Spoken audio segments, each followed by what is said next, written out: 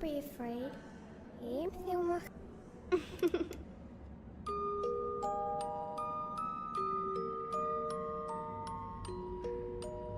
Do you want to play hide and seek?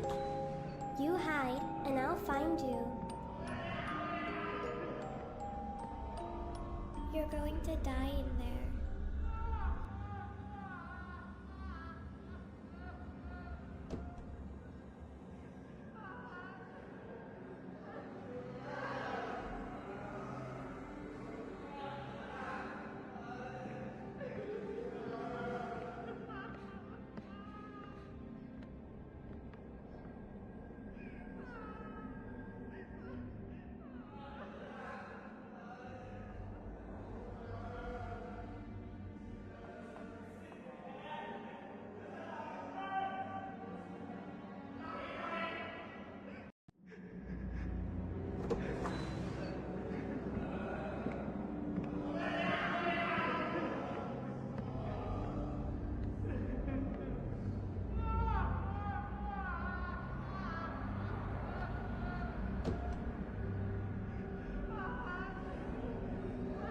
Oh my goodness, thank you for the raid. Hi Pixie. I hope you had a wonderful stream. Thank you so much for bringing your community in. Hi, good morning everyone. Thank you for raiding. Hi. I wave. Hello. Hello.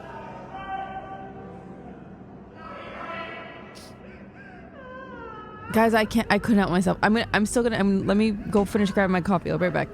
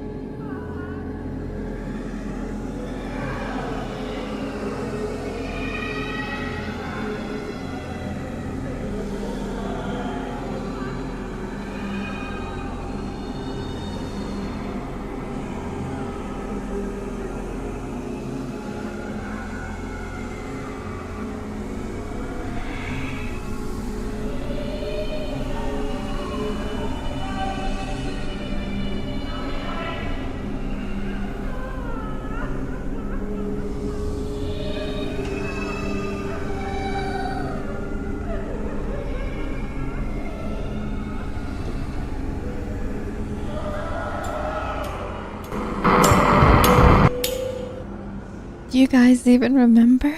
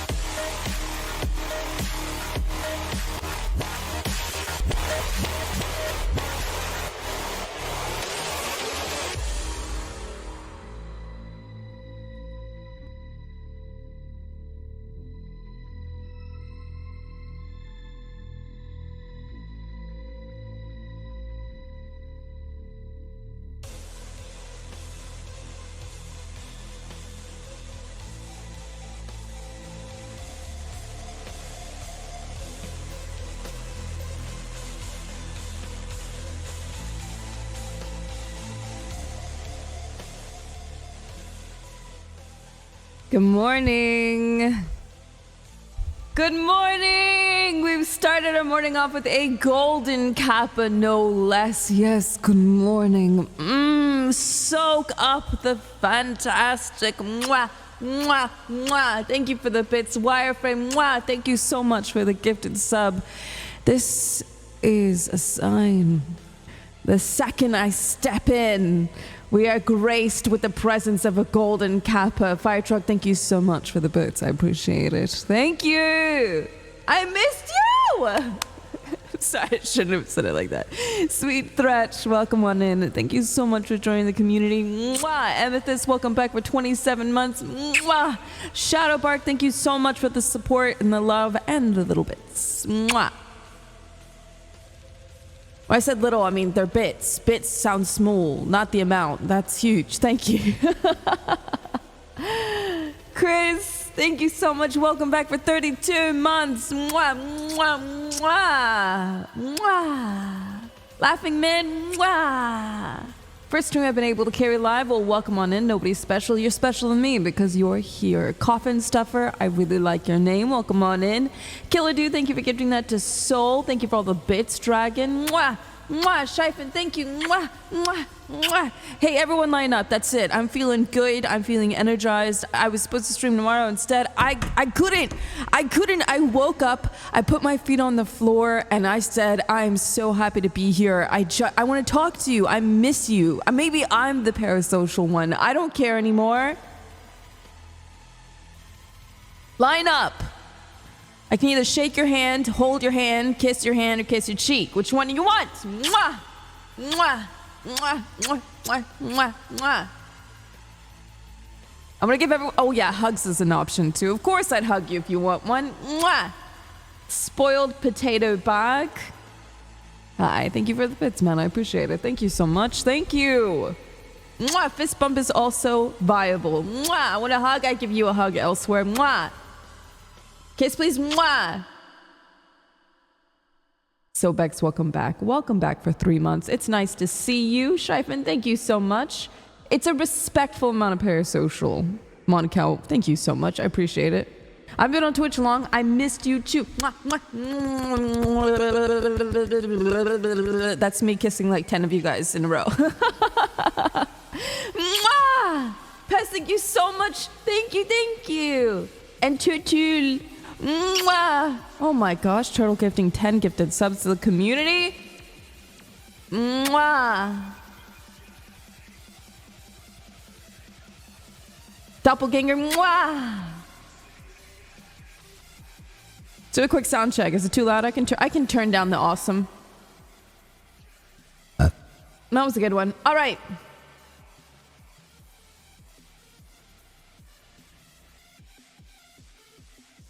Guys, I'm not even gonna apologize. I missed you. I missed you. I don't know, I don't know if you guys know. Wait, why don't I start the stream off by playing this for you, just so you know how much you guys mean to me. Can we put a hold on this real quick? Everyone calm down. Breathe. Here's how I felt yesterday.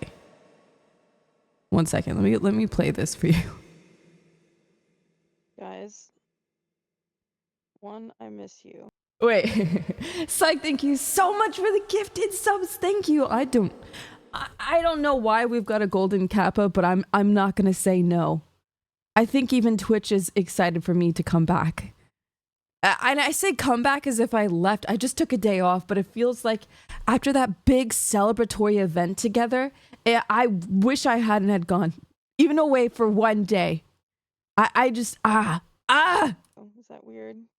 I don't care. Oh, I feel like I went on vacation or went on a 3-day like partying endeavor with that marathon of Silent Hill, and I want to cry because I don't know if this sounds stupid. I just had such a good time. I don't know why I'm so emotional about it. I think I'm emotional. Hey, get jacked. I like your name. Welcome on in. Thank you for subscribing to the channel. And El Karayes. Hi, welcome. Thank you. Because like playing horror games every day is my career. It's my job. And I can't tell you Calm, welcome back. how many horror games I've had to sit through that suck. And I have to kind of like play it off, because that's just what you do as a content creator. And it's been so long that I've gotten to have a full-blown Wait, also, side note, can I call you El? Is that cool? Can I call you El? Dude, you were even gonna pay and you're like, it won't let me pay. I'll use my Prime. Hey, can we get a shout out and a clap for El? I didn't mean to say shout out, but clap, dude. Thank you so much for being so determined, being like, no, you're gonna get it. Thank you. Thank you so much. I appreciate that. Thank you.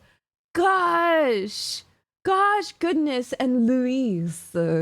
Dude, welcome. Thank you so much for supporting the channel. Hi. And Scumbag. Hi, dude. Welcome. Thank you guys so much. Mwah, mwah, mwah, mwah. And Siege, thank you so much. Mwah, mwah. I'm just quickly playing this message you just keep butchering my name and I'm accustomed to it. No. Everyone pause. I'm not going to finish my sentence. We have to get this right because everyone here is important. And Shadow Bark. Hi. Mwah. El Carias.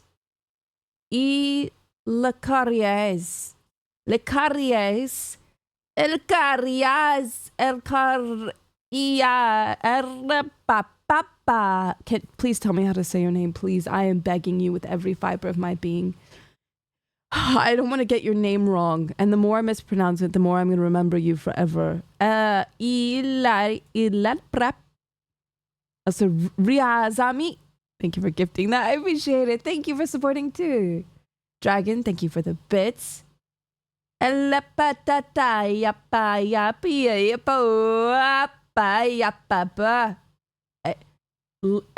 Carias. El Carias. El Carius. Also, dam diddy dam. Thank you for using your Prime. I appreciate it. Hi. Thank you, guys. It's nice to see you. It's nice to see you. El Carias. El Carias. Dem bottom lips. Happy anniversary for 2 years. okay, let me play this. So join the Discord. Yesterday I cried because I missed you guys, and here's the message. I'm gonna hold off on saying thank you. So if you are really determined to resubscribe, I'm not gonna say anything until this message is over. experience, and the only similar vibes I can remember is Alien Isolation with you guys, and you can tell I have fun when I want to stream long hours for a game, and I do it back to back to back to back, and that's what I did with Alien Isolation. But outside of that, it's been what feels like years that I've had that experience. I have been coasting by on indie games and one-offs and hope. I'm really lucky but I got to play early because I see everyone's playing it now, which is great. But you guys stuck with me through the entire gameplay, and I know people are watching the VODs now. I can't put my finger on why I feel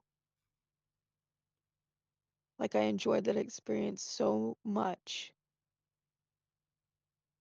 I don't know, like every second of the game, every corner I turned, every chapter was just filled with so much emotion, and the sounds, like I want to go back and put on my headphones just to like be in the environment again. I felt like, you know, when you watch a good movie or a TV show and you're so hooked and you binge it so hard, or a book, and when you finish it, you're like, what do I do with my life now? That's what I felt like. And not only that, experiencing it with you guys, I think I'm sad because I don't know when I'm gonna get that again. When am I gonna get a raw, brand new experience, both from me and with you guys, that you haven't experienced? And I'm looking forward to playing all the OG Silent Hills, but a lot of you guys have played them already. So I don't know. I think the idea of experiencing something together for the first time is so memorable and so unique and heartwarming and wholesome. And I miss it. And I'm sad. I can't believe I'm sad that it's over. I didn't think I'd be so sad. But it goes to show how good of a time I had with you guys. And I'm crying. Like I wanna, I wish I had more of the game to stream. I had such a good time. These are happy tears. Um, I almost hate taking a day off because I want to talk about the game, and I want to look at all the endings, and I want to deep dive into the lore, but I know I definitely, healthy wise, it would be good to take a day to catch up on sleep and food and the dogs. But every bone in my body wants to turn on this stream and talk about it and watch videos on it. So I really look forward to going over all of it with you guys. Yeah, I'm so emotional. I just had a good time, and I wanted you guys to know that. And I'm very lucky to have such a cool community that enjoys horror and experiencing it as much as I do. Okay, I love you. Bye. I was so sad, dude. I was so sad yesterday. Oh my god, Siege, thank you for the gifted subs, and JTP, you too. Nomar, thank you guys. I don't know what to tell you all other than I just like...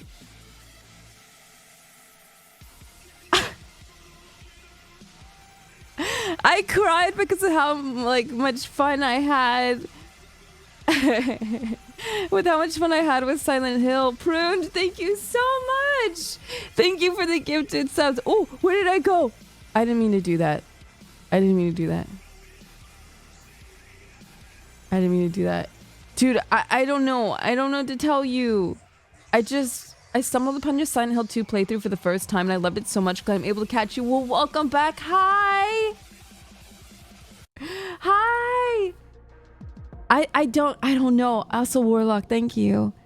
It was like 3 days of just like a unique experience with you guys, and yes, Daddy, thank you. I don't know. When I sat down yesterday on the couch after Storm Bent, thank you. Thank you. Thank you very much, you guys. Thank you. Thank you. I don't know, dude. It's the idea that I'm not gonna get that back. And I like the game, and it's not even just the game. I just really like playing with you guys. And I was like, wait, I don't want to go. I know. I think it is healthy that I took a day because I had streamed like 3 10-hour streams, and I think anyone at that rate really needs to like relax. Needs to like recharge. But I'm recharged. I don't want to wait 2 days. I want to talk about the experience. I want to talk about the new endings. I want to talk about all of it. Also, Bob, thank you so much. Dude, thank you so much. Thank you. And Storment, dude, thank you so much. I don't know what about the Golden Kappa, like, makes you guys want to give subs, but hey, I really appreciate the support a lot. It's nice to see you guys again. I did miss you with all of my heart, so thank you. No, you guys are cute. What's the Golden Kappa? I don't know. It might be a scam, but it's a golden scam. I don't know. I'm not sure. So yes, yesterday I looked into all of the extra endings. And there is a part of me that was like, well, I'll just play Silent Hill again and get all the endings. But I thought that maybe today we can watch all of the secret endings together, because the only way to get them. Also, the Savage, hi, welcome back for 27 months. Thank you so much for coming back. I appreciate you. It's nice to see you. So there's 2 new endings from the remake, and one of them you can only get by doing all of the other endings. I think some answers would make you sad. What comes to some people being here, watching wait, what? What question did I ask? I don't even know what questions are coming out of my mouth. I'm just happy to be here. Twiddles thumbs. Chorus, welcome back for 2 months. Mwah! I've yet to catch up with the Silent Hill playthrough, but I'm really enjoying it so far, even though I'm not a huge horror fan. I've heard that from a few people. Like, I think even just the experience that game provides is good enough, even for people that don't play horror. It's just good overall, like all around, and everyone I've watched play has been really enjoying it. Great, thank you so much for supporting the channel. I appreciate it. Thanks, man. Thank you. We like met so many goals as well while we streamed. I think I want to get better at like preparing myself for long form streams. I like marathoning games. I really enjoyed it. I know it was 10 hours for 3 days, but I think that was like my favorite experience I've had streaming in a really long time. Like really, really long time. Sinus, hi! Thank you so much. Thank you. But enough about me. How are you? Oldham, I like your name. Thank you for joining. Hi. Thank you. Workday is almost over. Hold on. Wait, don't say too much. I'm wiping my glasses. Nimbus, thank you for gifting that to Nagy. Yeah, I was originally supposed to take 2 days off, which today is one of those days, but I couldn't. I just want to talk about the game. I want to talk about my experience with the game. I want to go over all of the lore. I want to deep dive. Oh yeah, so that's what I wanted to ask. How do you guys feel about endings? Would you guys like to watch all of the secret endings together? I don't think that I should do another playthrough on the stream. I don't know. Nimbus, thank you so much, man. Thank you. Thank you so much. Will you play the original? Yes. I actually planned out the next 3 weeks of my stream. I've never seen any Silent Hill gameplay and don't know much about the franchise, but I'm glad you were the way I experienced it. Well, that's so sweet, Funky. Everyone who was like new to the channel and watched my playthrough, I'm very grateful for. Thank you. Well, here's the thing, guys. The guide said that I can, as long as I had a right save that I didn't save over, which I might have saved over, you can get most of the endings by loading your save and doing something different. So I could play through it and get some of the endings. You know? I could do that, no problem. Or we could watch them. I just want to play it again. I want to get back in the world. I want to like look around, and I want to do New Game Plus. New Game Plus, actually you have new items that you have to pick up, and if I play the puzzles on hard mode, there's different puzzles. And on New Game Plus is the only way you can get also the new ending for the remake.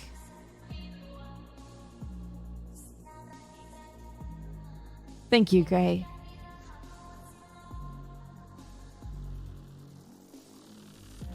I found you from your Alien Isolation VOD. Good thing there was a sequel coming. I am going to play that the second it drops. I know there's a sequel coming for like, and it's not going to be here for like 3 or 4 years, but the second it drops, I'm all over it. Yeah, I was watching a Tonal Enigma play, and he had puzzles that I'd never seen before, but that was because he was playing on hard.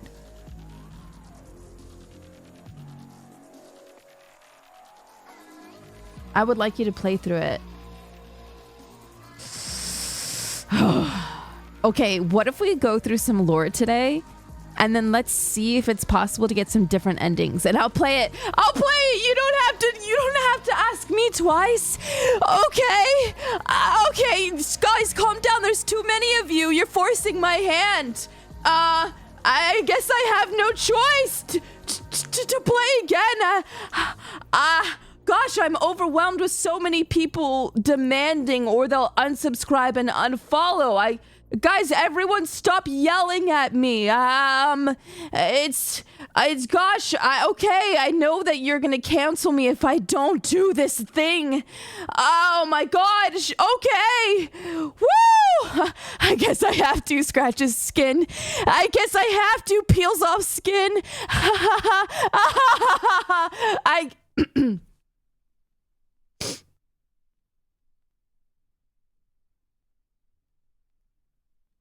Sorry, I lost it for a moment there. Hey, no, I'm okay. No, I'm fine. I just, really like, I could hear you sit up straight in your chair. Okay, whatever. I don't know why, but you guys can hear my mic more than you used to.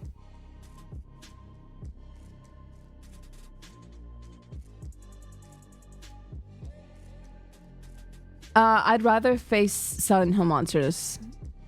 Dude, Silent Hill is far better than Resident Evil in like every way. But you also can't compare the two, because one is more psychological and one is about like, I don't know, the system being secret about government. And I don't really care about that.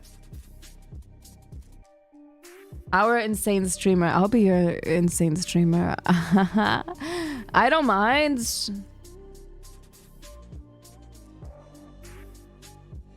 Yeah, one's about trauma, the other's about illegal experimentation. So let's talk about this real quick. Please join the Discord, !Discord. I posted like a 3-week... Nimbus, thank you! Oh my gosh, thank you so much. I appreciate that. I posted a full like 3-week breakdown of what the schedule looks like. So would you guys like to know what you can expect on the streams for the next X amount of time? Would you like to know?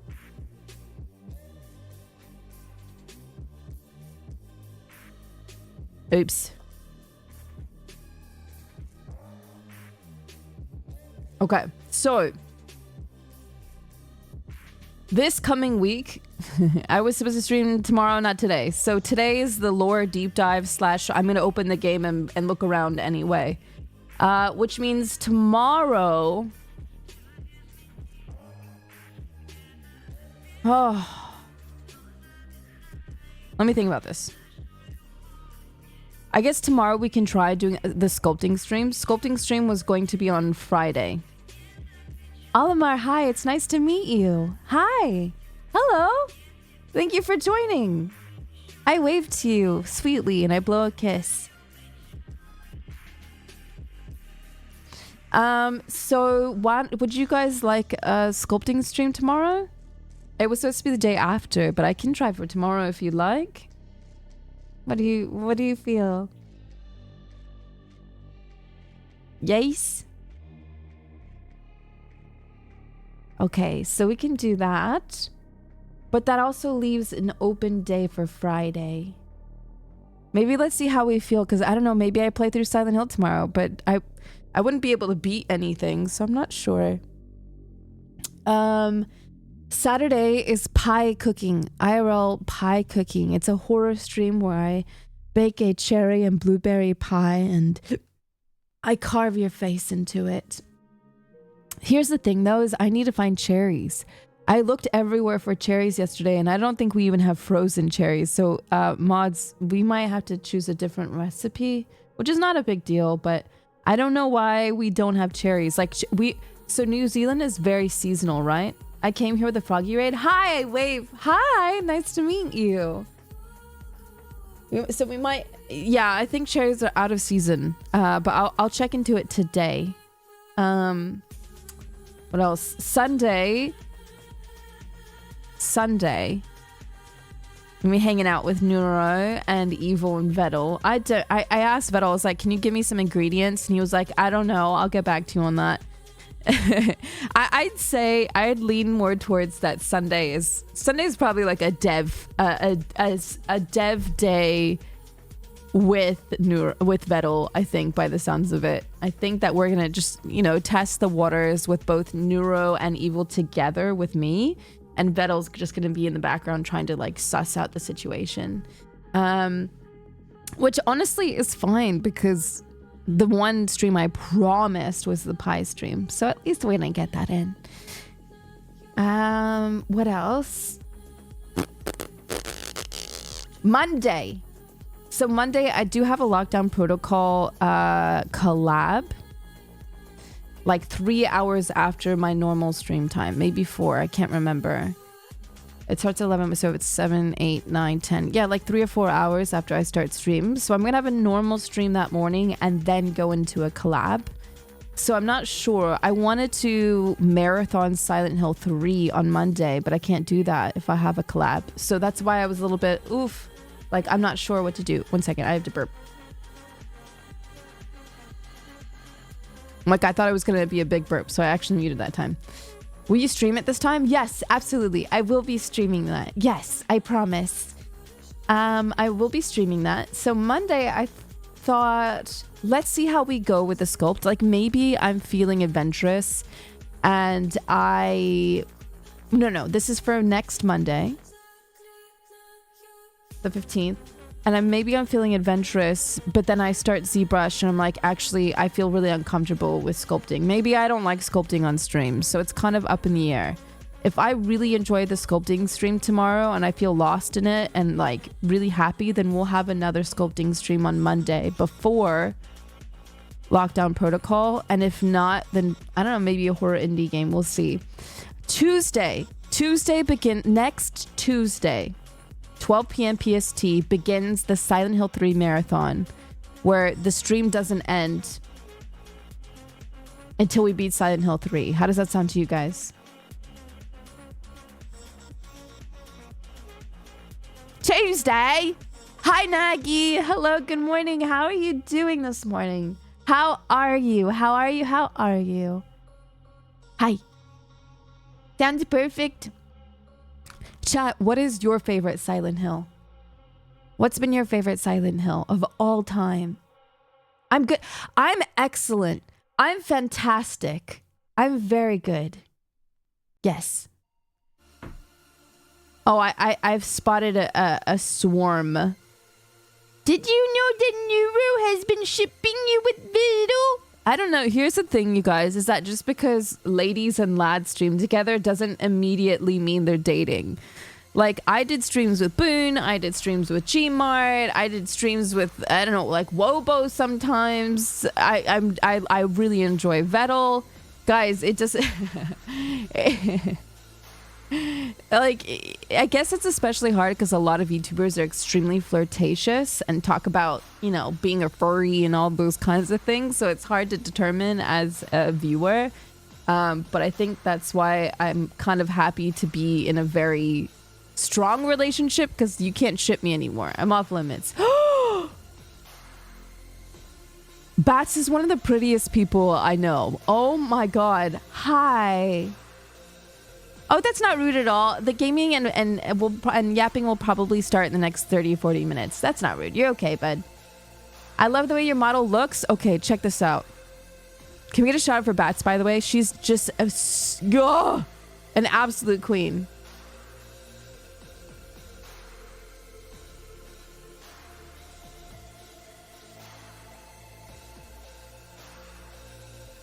Thank you. Gosh, thank you for raiding. I'm always lurking in your streams, dude. You're you are just you are chef's kiss. Mwah. Oh my gosh. Goodness gracious.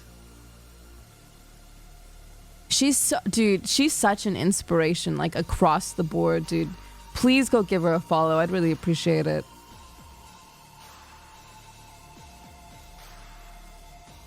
Hi. Nice to meet you. Thank you for raiding. Nice to meet you, Bats community. My name is Layna. I'm a VTuber. Sometimes I cook, sometimes I bake, but most of the time I only play horror games. I like horror. It is. I'm just all about it. Horror's freaking great, and that's also why I like Bats. Initially, we met of each other. I don't know. That was a weird sentence because we both like horror. So if you like horror, go check out Bats. Go have a good day at work. Bye. I'm waving. I'm waving really hard. Bye. Mwah! Thank you so much for the raid. Thank you. Hi. Nice to meet you guys. Hi, nice to meet you. Nice to meet you. We are all talking about what your favorite Silent Hill was. And that... Oh no, and Bats and I have met each other in person as well. She's beautiful. She is gorgeous. An incredible amount. It's insane how pretty she is. I don't even... Does this count as showing hips? No. I don't think so. No.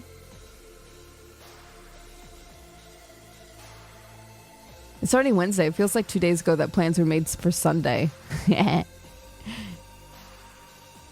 I'm sorry. I know I wasn't supposed to stream today. I couldn't help it. I genuinely, with all my heart and soul, missed you guys so freaking much. It's incredible.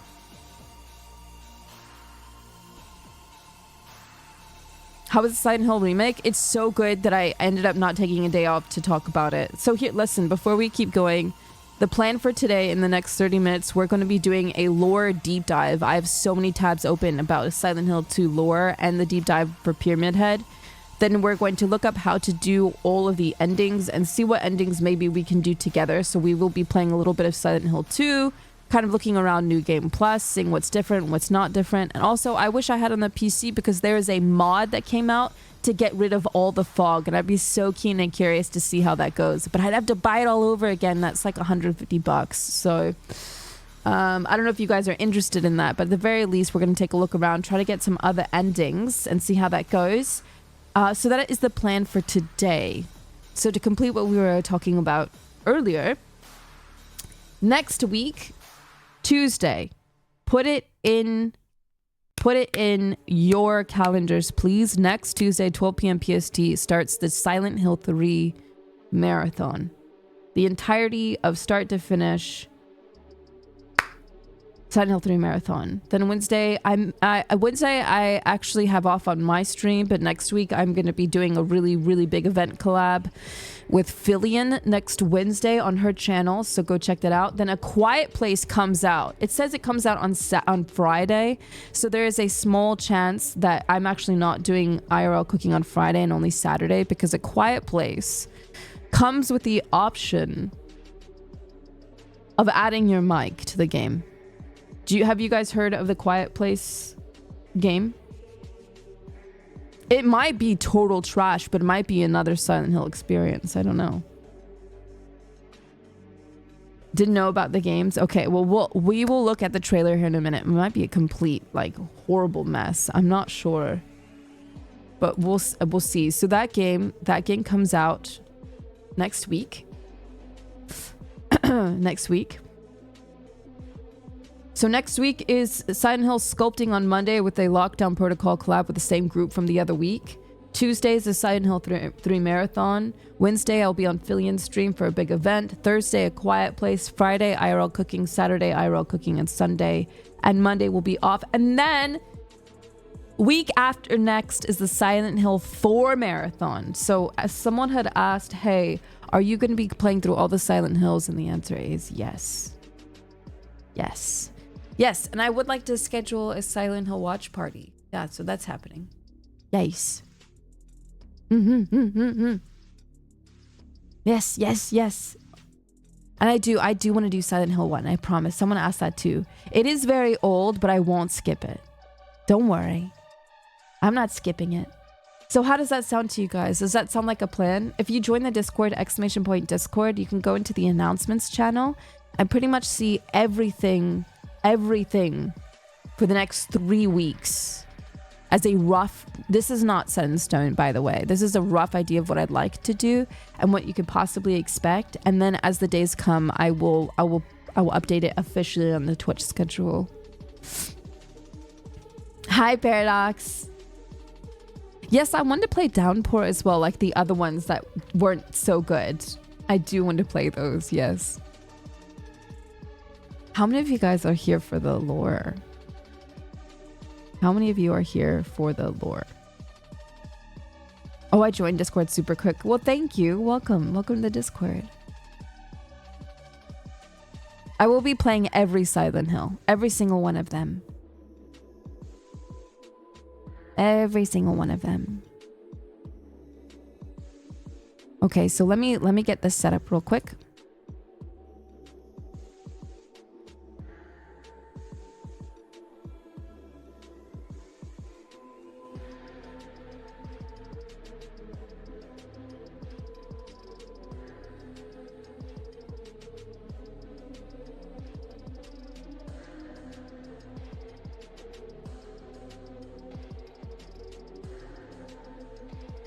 Uno momento.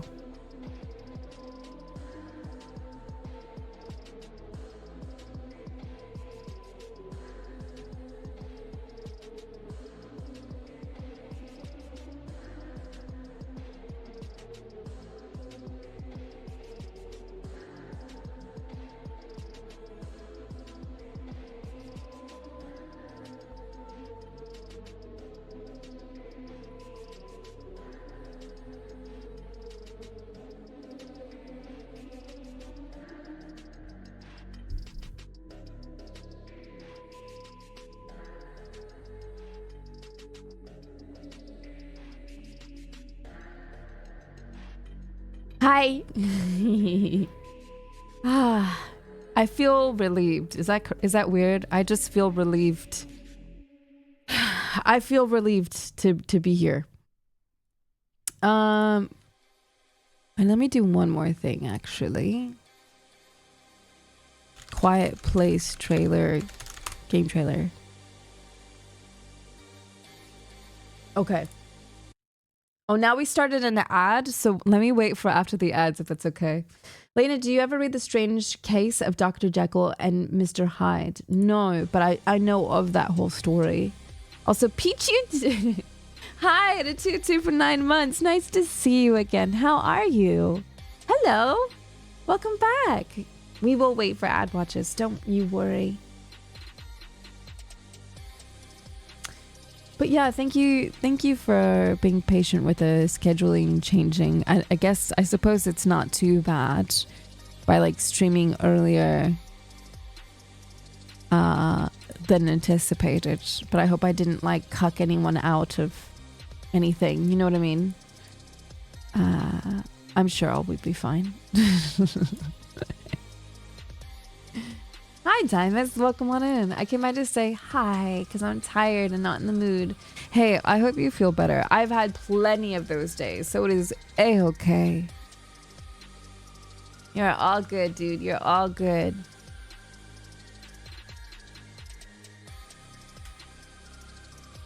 Nah, just hate the Twitch didn't alert me of a stream starting. I literally woke up hearing your voice and bolted to my chair.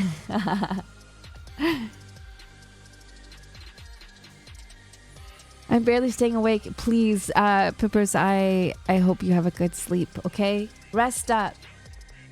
All right, ad break is ended. So this game, I can't guarantee you this game might be like Zoocosis. I'm going to compare everything I finished your mouthwashing VOD. Guys, there are so many beautiful fan arts of mouthwashing, and I've been loving seeing it all over Twitter. Oh my goodness. Thank you for watching the VOD. I appreciate that. Into the Eclipse. Hey, welcome on in. Thank you so much. I hope you enjoy your stay. And how am I doing? I'm really good. We were just talking about A Quiet Place game comes out next week. It could be trash. It could be Zoocosis. You know what I mean? Where it looks good, but it hasn't really been overhyped. So there's plenty of opportunity for it to be good.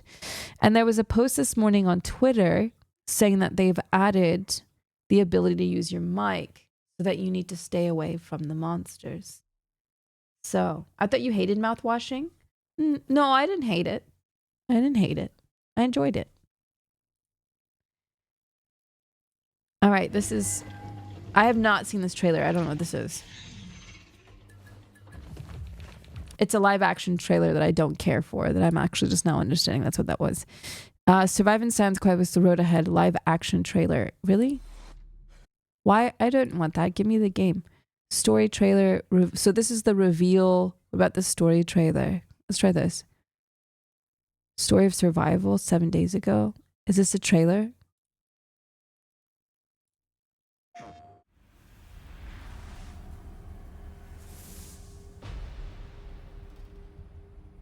Hello and welcome. I'm Luca Esposito, Senior Narrative Designer. Not a trailer, but let's listen to him. And I'm here to tell you more about Alex Taylor, the protagonist of A Quiet Place: The Road Ahead. Our story expands on the personal circumstances and family ties of Alex Taylor, a young college student, in the same way that the A Quiet Place movies do, through a series of flashbacks that are interspersed throughout the present-day post-apocalypse. I mean, it Alex looks is skilled in good. engineering and is a student at the local music college. I can't believe you had this. And has shown the ability to combine her passion and education together. What was it that everybody called her when she was little? A tuneful technician. She also has a boyfriend named Martin. Like all relationships, It looks they've good. had their ups and downs. So is it too loud? Would you guys like me to lower the volume? Is everything balanced okay? I just want to be sure. Good. I just wanted to say I'm really sorry. But ultimately, they're deeply in love. I love you so much. Alex's mother died prior to the event of day one, and since then, she has maintained a strong connection with Day one is when the creature is dropped. her father, Kenneth. When I look into your eyes, I know she's still here. As well as with Martin's parents, Robert and Laura. They're all your moms? Yep. I know she likes to hunt, but this is a lot. And that brings us to one of the difficult circumstances that Alex must deal with in the new, silent, post-apocalyptic world. Oh no! Her asthma. She has dealt with it throughout her life, but in a world where deadly creatures pounce upon hearing a sound, having a flare-up could be the end for her. This isn't the only circumstance that endangers Alex in the present day, as early on in our story, she also discovers that she is pregnant with Martin's child. Really? They're getting on us! What do we do? Whether through flashbacks, notes, or quiet interactions, our aim is to tell a robust and unique story that dives into the thoughts, emotions, and relationships of an individual and their family, as they face the same challenges of those in the A Quiet Place movie franchise, a world where you must be silent to survive. You will see what happened on day one that set the trajectory of Alex Taylor's survival story, and you will experience what is going on in the current state of the apocalypse over 100 days in, when you get your hands on A Quiet Place: The Road Ahead, later this year. Okay, so the trailer itself, just so if you want a breakdown of what it generally looks like.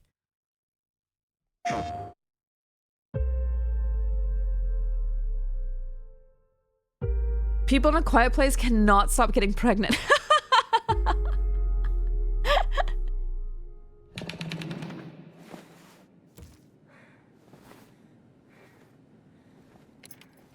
That's actually kind of interesting to think about.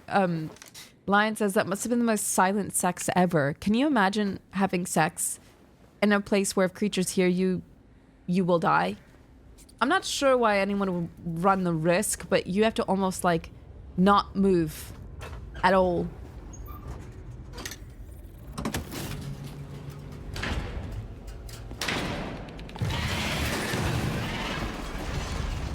That's the thrill.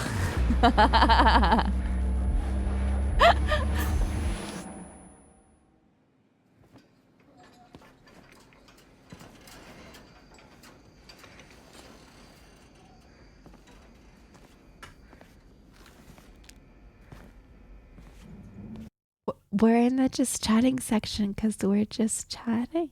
What do you mean, my love?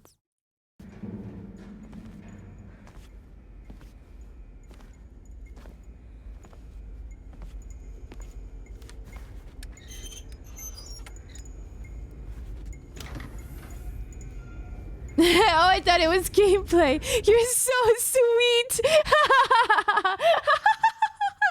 Oh my god, I can just give you a little kiss on the head.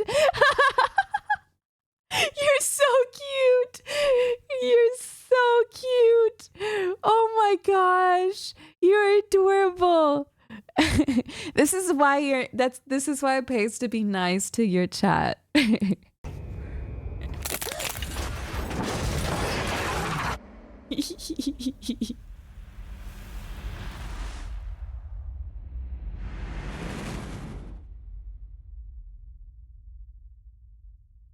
Okay, so this is next week. I always mess up, okay? I mess up what day it launches because I can never tell. I know I'm a day ahead of everyone, so I get the game ahead of everyone. But I don't know if it's a global release. And does it release on the PS5? And if I pre-order it, do I get it? So it's like I can never say I'm playing this game on Thursday or Friday. It's so up in the air being in New Zealand with a different time zone. So I apologize ahead of time. We will be playing this either Thursday or Friday of next week. And hopefully it doesn't stink because they did say, a Quiet Place game will include an optional microphone feature that will allow the creatures to pick up on any IRL noise made by the player. It'll be on consoles and PC. So if it's on consoles, then maybe I get it even extra early. You know what I mean? So I don't know if you could tell, but I have a lot. Oh, hey, look at this. What's that?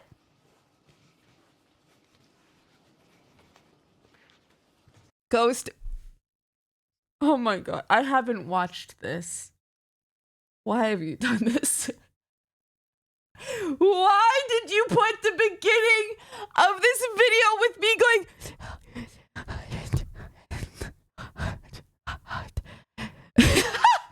Why?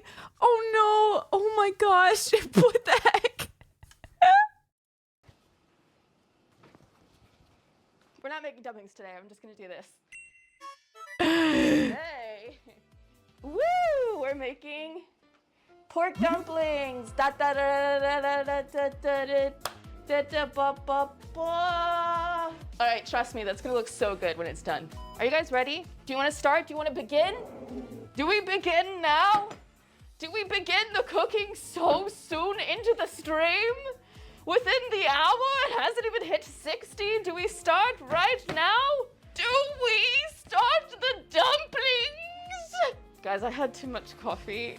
Oh, I had First like 3 cups you of coffee don't that cut like day. this, and you don't like cut like this. Maybe you want to cut like this. Ooh.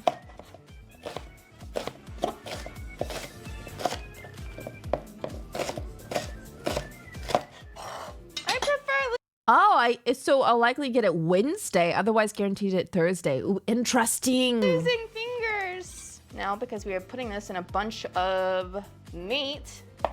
Guys, I have the chunkiest dumpling fingers I've ever seen.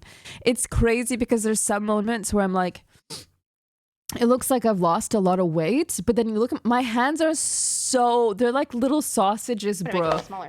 I've been cursed by my Look mother. how delicious these look. My mother, by the way, for the record, is 4'9". My record is not my record. Sorry, I don't know why I said that. My mom is 4'9". Okay? She is tiny. She's tiny. Oh, and they're so goopy. Mmm. So I've been cursed. I'm cursed! My record is my mother. now smell they want it? us to mix this all together in the bowl. Well, I say why not? Do you guys want more green onion? The editing's you want so more green nice. onion in there? Guys, I actually don't know why I put it in a small bowl. I don't know why I did that. Okay, place a teaspoon of filling into each wonton skin and steam the dump. Okay, guys, this recipe sucks. You can peel it with a spoon. What if I just... No, don't. Why? Dude, so many people lost their minds when I was grating the ginger, and that's how you do it. And people were like, you need to peel the skin. You need to take the skin off. And I was like, no. Are you grating ginger without peeling it? There they are. I found them. I found them. I found them. Peel it. Wait, I've done dumplings like this all the time. You just cut it and you... Because it's for the flavoring. Peel skin with spoon. What the fuck are you guys talking about? Peel skin with spoon. Hey, skin is really dirty when people opt to peel it. Okay, well, I can just do this. So for chat to like relax, how do we do this? You guys happy with that? Yeah, no, I don't peel the ginger, but chat's kind of having a little bit of a moment, so just let them, okay? Just let them. I'm always hunching my shoulders over. All right, I'm just I'm always using a like, little, I need to cheese like grater over the bowl. That's a strengthen lot, my but posture. honestly, Okay, then we get one egg. Stand up straight, woman. Okay, can we just, you ready? Do you want like a full zoomed in version? Pause. Hold on. We gotta just look this up really. Like, I know, listen, hold on. Layna blind cake cook. One sec. Hello, God. Dude, look at the, look at the difference. Look. Where are we? Where did it go?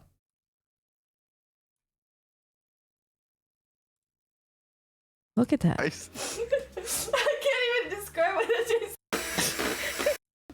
Just grab some butter and just fucking chuck.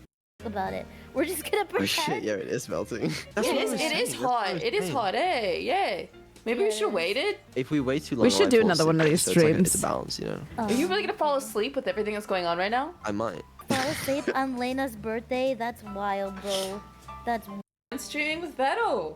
Right, because What? if I put at Neurosummer, wait. Bro, my channel name isn't Eurosummer. I didn't know what his channel name was. It's Battle. it's Wait, it is? That's the Yes. name of my channel. Yeah. You've been on my channel, so I literally don't know how. I have a VTuber friend who wishes to have people watching her videos, but she doesn't have any viewers. How did you do it? I'm the wrong person to ask because there are so many bigger indies than myself who have only been streaming for a year and are like triple my size. It's luck, brother. I don't know what to tell you because I've been streaming for 8 years and I've only been VTubing for 3, and my growth is a slow chug of crawl. A like decrepit leprosy crawl for any breath of life. You're welcome. you literally were follow on my call in channel. his channel. You've managed to type out the raid like for my channel. It's okay, guys. Like she's a I've little- seen you. Sugar in and chat, hey, you know? thank It doesn't make a whole lot of sense. You know Mods, what? I'm mods. gonna- Hey, Okay, mods. so the point of bringing this up was Mr. just like, look. Clavicle. That's 2. What if we just added more sugar? Dude, I look small. Look at that. I am going to point this out. This is the point of pointing this out, is that if you are looking to have your own health journey as well, look at that. I look like a larger lass. There's nothing wrong with that, by the way. There's nothing wrong with that. But Jesus, my goodness. Version of this, because I got you guys. What happened? You like grading both? That's what I like to hear. Very squishable.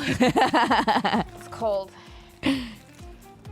That was very cold meat. Please warm your meat first. Me Thank when you. Mixing food with hands is a VTuber thing. No. Tell me you haven't cooked without telling me you haven't cooked. Sorry, that was rude. Me rearranging your insides, but not like that. No, I mean, like if I cut you open at the stomach and I did that with your inside. Hey, that's not what I meant either. So while I am here, let's look up an actual freaking pause. Okay, how to make dumplings. Because we gotta make the flour. Well, this is just the inside. Let's be sure we have the best insides. Yes, I definitely don't want to lose more Guys, weight. This is it. Oh wait, hold on. This is important. I looked up why people peel ginger skin. Apparently the dominant reason to do so to peel away the tough or fibrous parts of the skin so it doesn't get in the food. And also supposedly ginger picks up fridge flavors if it's old. If you want to put cabbage in here, you can. I want you to know that he did not peel or spoon the skin of his garlic. He did exactly what I did, but hey. Oh, a teaspoon of sugar. I've never heard of putting that into dumplings, but let's... How'd we go? I want more garlic. All right, let's just do a little bit for a test. We just need a little baby. Man, my hair is freaking long. And this is also like in a clip. You know what I thought the other day, chat? The other day I was considering cutting my hair into a wolf cut at my shoulders. Like a wolf, like cutting all my hair off. Look, we kind of have the same hair. Whoa, that's crazy actually. Look at...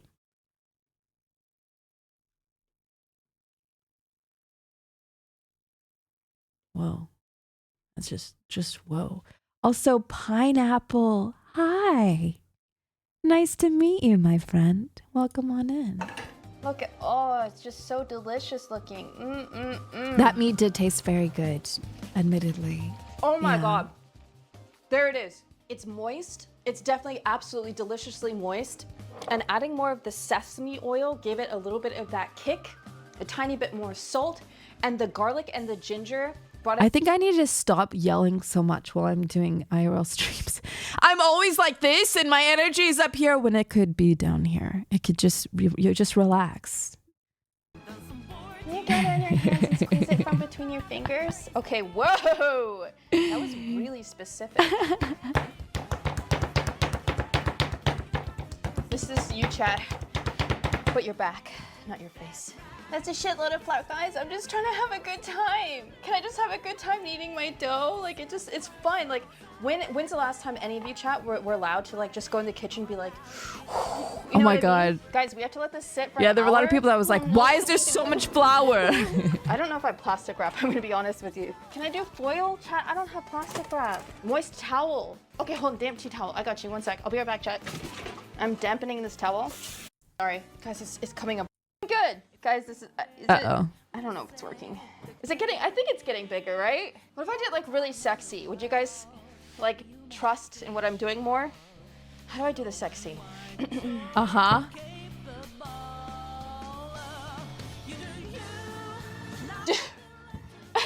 Did that work? Did that work? Oh Did it my work? God. And why did it's almost like I'm me. That felt weird? Okay, just cut that. Cut. Don't put that in the video. Cut that from, like, even the VOD.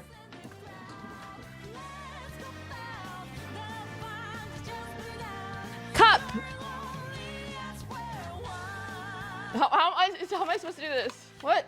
Guys, I don't think I can put, it's too Hi, thick. N4. Welcome on it's in. way too thick, and that's too small. How did they end up? I think they were okay, from what I remember. Oh my God. Sounds like it. Well, if you want to see the results, please, by all means, go follow my YouTube channel. We'll check out the video. It dropped 1 hour ago. I know you want to look at it. I know you want to see it. Now, what everyone is here for, what you've been waiting for, what I've been wanting to talk about for a whole, like, 72 hours, okay? Guys, listen up. Buckos, your IRL tendency to present things to the camera like you just got a new item in an RPG is so... help! Help! Oh, that's embarrassing. Ugh. Okay. Without further ado, I don't know which one though, guys. There's a million of them, and half of the narrators of these videos, I don't like their voice. So you guys help me which one you want to play first. So this is the entire Silent Hill timeline. This is not relevant, or this one. Sorry. The most terrifying Silent Hill. This is Silent Hill 3, and I kind of maybe wanted to look into this because this is what we're doing next week. Pyramid Head, a comparison. I actually really liked looking at this video. The best psychological horror game ever, Silent Hill 2. I picked some ones from a year ago. This has got 3.8 million. Who Pyramid Head is, Silent Hill mythology. Silent Hill 2 analysis. This is from 4 years ago, almost 2 million views. Silent Hill 2 complete history and retrospective. The Silent Hill timeline. Silent Hill 2 explained. Then we've got the deep dive. And then we have Silent Hill 2 remake story explained. Guys, which one do we click? Should we start with the remake? Should we start with the timeline? Let's put all these tabs in order. Remake. Okay, maybe we start with the remake. Worst moment. I just some of the way some of these guys talk, I just cannot. Why don't we try like a little bit of each, and you guys just tell me which one you like the most? How does that sound? Look at the explain one to understand some of the design's choices and meanings. Okay, there's lots of options here. Sounds like it all seems like chatterbait. What is CB? I know more than half these YouTubers. Oh, that's pretty cool. You gonna cry, Layna? No? What kind of question is that? You gonna cry? You gonna cry, streamer? Where did that come from? That was a weird question. Hello? Oh, wait. Oh, clickbait. Why did I think of chatterbait? Speaking of CB, guys. No, I don't need to talk about that. Never mind. Sorry. Is this where we want to start?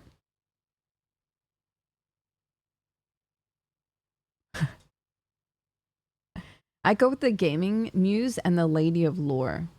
Okay. Wait, circle back around.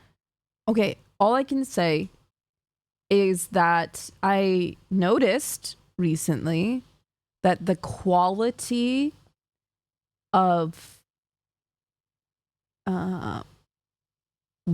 women in certain videos having a not real appendage looks real.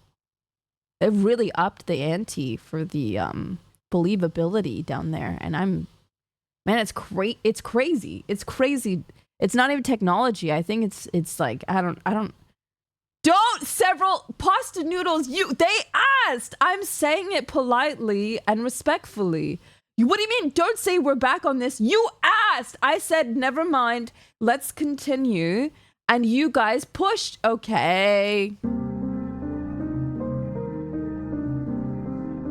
James, the protagonist of the story, travels to Silent Hill after receiving a mysterious letter from his deceased wife, who died 3 years ago. In his hopeful journey trying to find Mary alive, he goes through nightmarish places filled with demonic monsters. He also finds a woman identical to his wife who dies over and over again, making him suffer as if this place is trying to break him mentally. Yeah, I don't like this. I'm R, your narrator. Silent Hill 2's story has been analyzed and theorized about so many times by now, but I'm going to narrate it as if it's the first time you're hearing the story, keeping all the suspense and the plot twists. Everyone get your snacks, get your breakfast, get your dinner.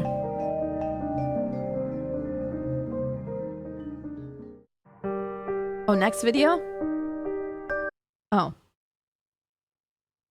Okay, so we've got this one. This is our first minute in that people already don't like it.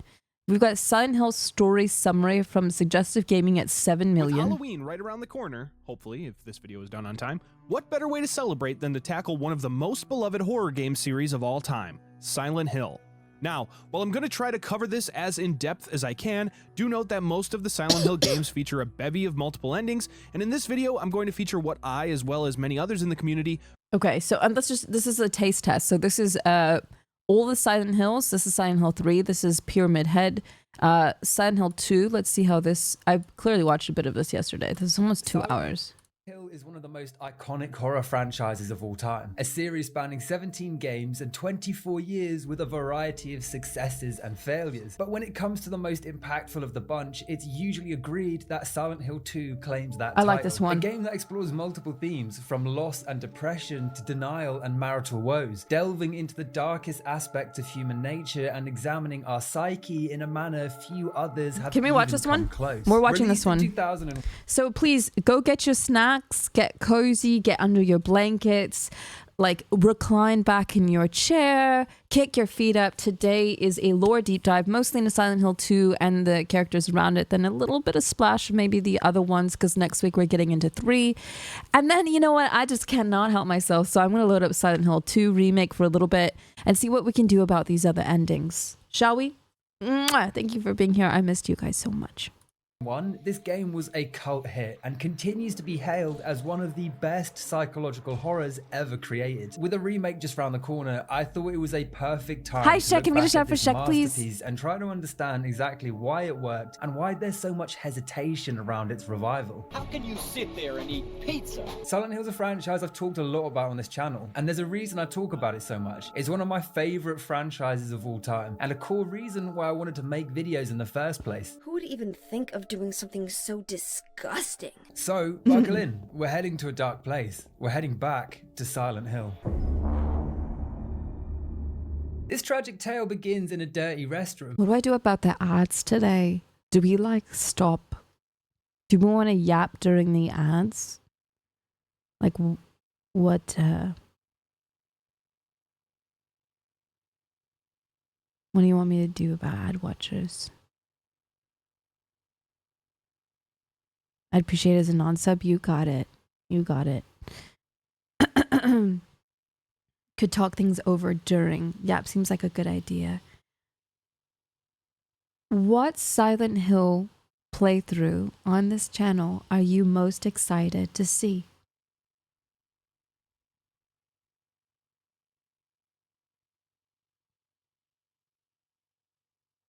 Hi, Monkey. Welcome back. Silent Hill 1, 4. Legs, 4. 3. A lot of people like, I think The Room is my favorite one.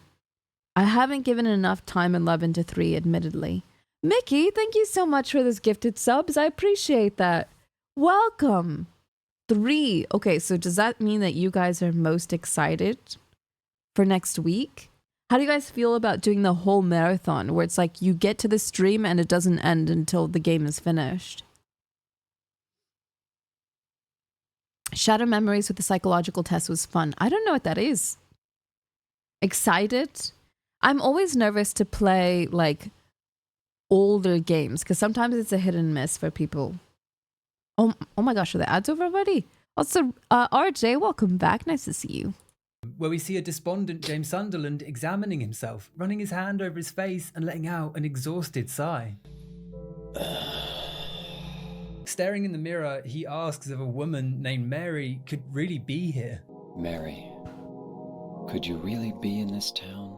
At this point, we don't know who Mary is, but this intro instantly calls James's mental state into question. It's like he's not sure he even exists, touching his own face to confirm his reality. Stepping from the sink, we take control and have a little mooch around the abandoned stalls, but before we talk about anything else, can we just appreciate that this game has working mirrors? Like, yeah, this is a lot of games don't. Game. Now compare that to Dead Island 2, which came out a few months ago, and the difference is insane. Yeah.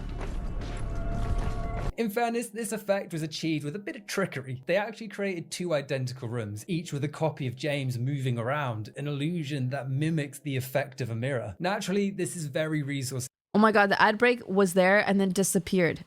Now the ad break is like, it'll be done in 40 seconds. I don't know what Twitch is doing, but it didn't alert me that the ads were actually still going. My little chat window was like, ads are done.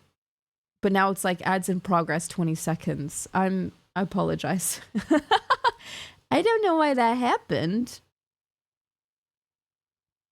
Classic Twitch. Yeah, that's what I always pay attention to in all games is there a reflection? I feel like in this day and age, there's not really an excuse to not have a reflection in the mirror. But then again, it's not hyper important, but it's always a really nice feature to see that devs try to figure out their own way of getting reflections in the game. But most of the time, they're not there. All right.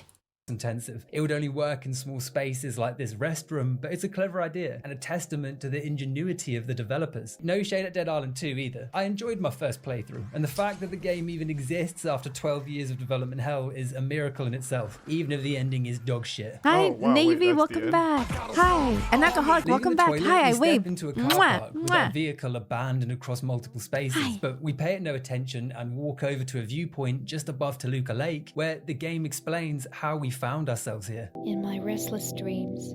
Dude, the remake makes this entire scene look, ugh.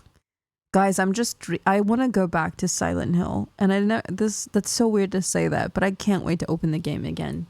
I cannot wait. I see that town. Silent Hill. You promised you'd take me there again someday. But you never did. Well, I'm alone there now. So it appears we're already in Silent Hill, at the behest of our wife, but there's a big problem. Said wife, she's been dead for several years. Mary died of that damn disease 3 years ago. So then why did we go to Silent Hill? Why am I looking for her? Now, despite knowing this, James chose to ignore his better senses and headed off at once to find their special place. It Why? I wouldn't. James as a desperate person, someone suffering great. Let's be real. If I killed my partner and then I was like, they might be in this town, I would not go.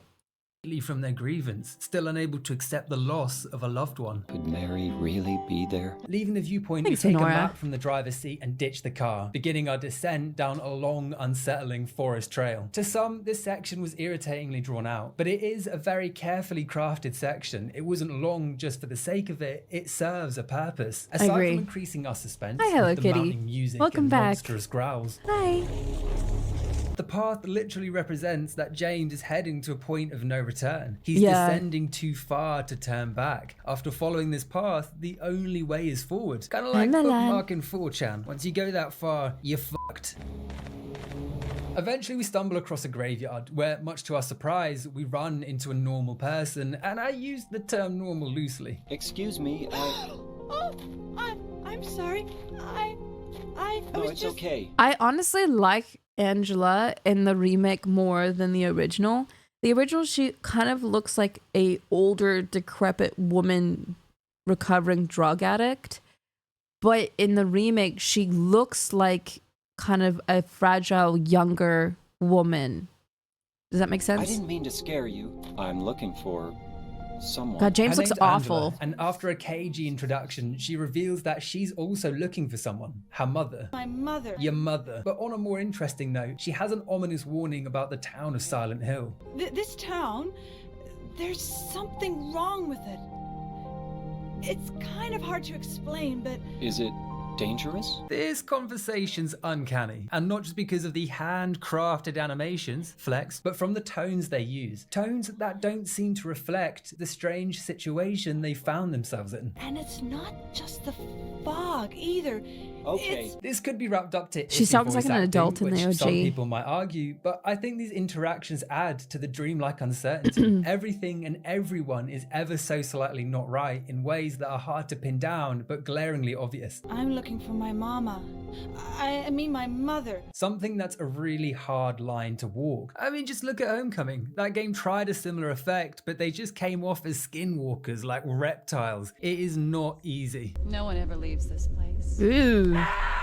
Whatever the case, a common thread shared across almost everyone we encounter is the search of missing people. James is looking for his wife and Angela, her mother. The town is attracting lost, lonely souls who, as James says, don't care what happens to them. I guess I really don't care if it's dangerous or not. Angela stays behind, wanting time to gather her thoughts, and aside from a few awkward interactions, What is it?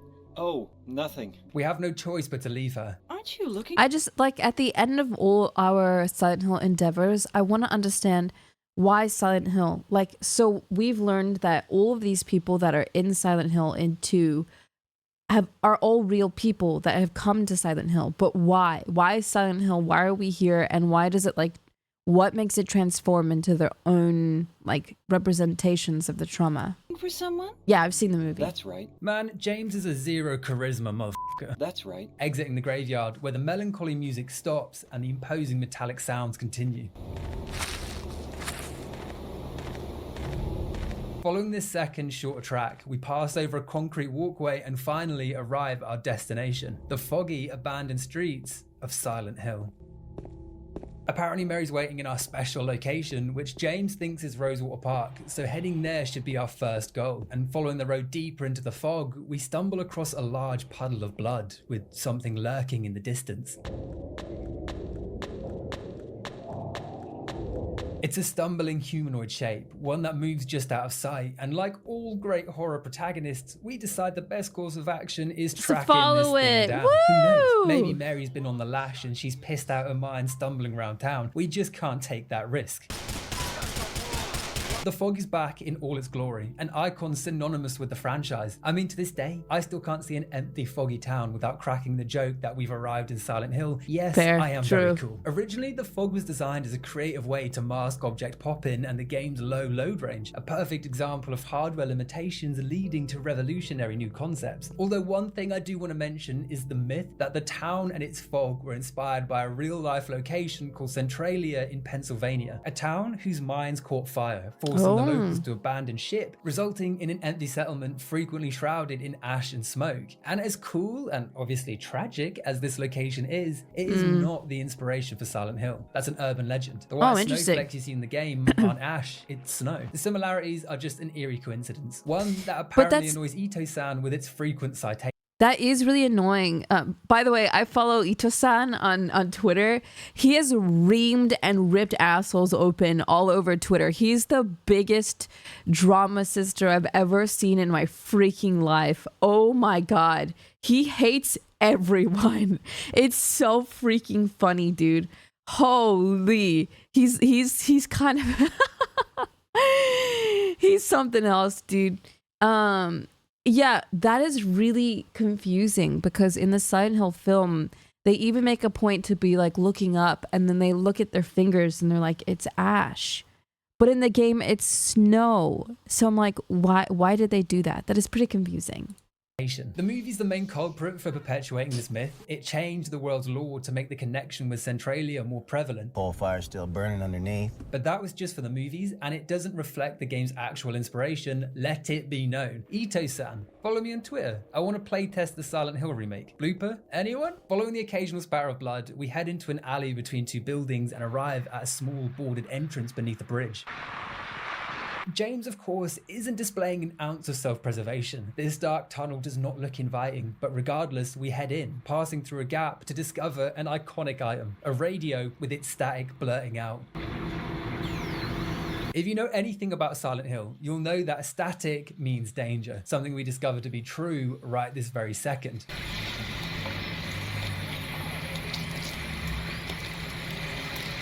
Standing from the darkness, the game's first enemy rears its head, twisting and contorting. This creature's called the Lying Figure, and it's the game's most common enemy, appearing as a humanoid shape with pale legs and a distinct, armless upper body. Can we point out that in the remake, they have like the most distinct looking, amazing heels, and they've got like a whole corset situation going on. Like they really upped the sexification, and I'm so here for it. Now, this game is renowned for its use of symbolism in creature design. Almost everything is dripping with subtle references to underlying psychological issues, either relating to James or the other people we encounter. This monster, for example, could represent Mary's sickness, one that left her bedbound, where she had to lay there wreathing in pain and coughing up phlegm and blood in a similar fashion to how these creatures move and attack. Oh, They're interesting. slow-moving and easy to avoid, but when they fall I to the didn't think of ground, that. there's a chance they'll slither around like snakes, damaging James if we get in their way. Body horror and snakes, a nightmarish combination the world did not need. I did mention him a moment ago, but Masahiro Ito was the monster designer for this game, a very talented man who's actually being brought back to... There's so many times Ito was like, I wish I didn't do this. I hate this design. Everyone shut the fuck up about this design already. Shut up. I hate you. consult on the upcoming remake. His inspiration for the lying figure was apparently BDSM fashion, and more comically, the appearance of his co-worker who was walking towards him late at night. His hood was up, his hands were in his pockets, giving him a bizarre silhouette as he approached. In any case, we're not going to stand around and let this abomination have its way with us, so we grab a plank of wood from the fence behind and bonk it into oblivion. Speaking of the combat, it's slow, janky, and awkward, but that's the entire point. We're just a normal person stuck in this hellscape. It manages to hit that sweet spot of not making the player rage and frustration, but also being stressful enough to encourage avoiding encounters where possible, to make us think twice about engaging the enemy, especially on harder difficulties. The combat is a point of contention with the remake. From the promotional material, it appears they're trying to modernize it, even adding the ability to dodge. This got the Twitter sphere in a tizzy. But hey, listen, if I've learned anything from previous... To be frank, I have zero issues with the combat. I don't think it should be compared to anything, but once you got the hang of it and you dodged, being able to shoot like legs and they take a knee and being able to hit them... I loved the combat. I have no complaint about the combat system whatsoever. Games, it's that we'd better not assume anything until we've got our hands on it. All I'll say is people went mad about the dodge, but most of the games have this ability in some capacity, including the first game. It's not new, and as long as we're not rolling around, I think the like dodge Nathan was a Drake really on important crack, addition. It's probably a good addition. As with all things, it's a matter of nuance and balance. Defeated, James remarks on this unsightly beast. What the hell is it? I'm just glad there's an actual reaction to the monsters here. He doesn't just move on like they're a dime a dozen, but much like all his reactions, the response is still very muted. What the hell is it? It's disproportionate to what's going on. Either he's in serious shock, or it's a sign of his detached mental state, almost like he's suffering from derealization, a condition where an individual feels the world around them is unreal, something you'd forgive him for given everything going on. This thing broken?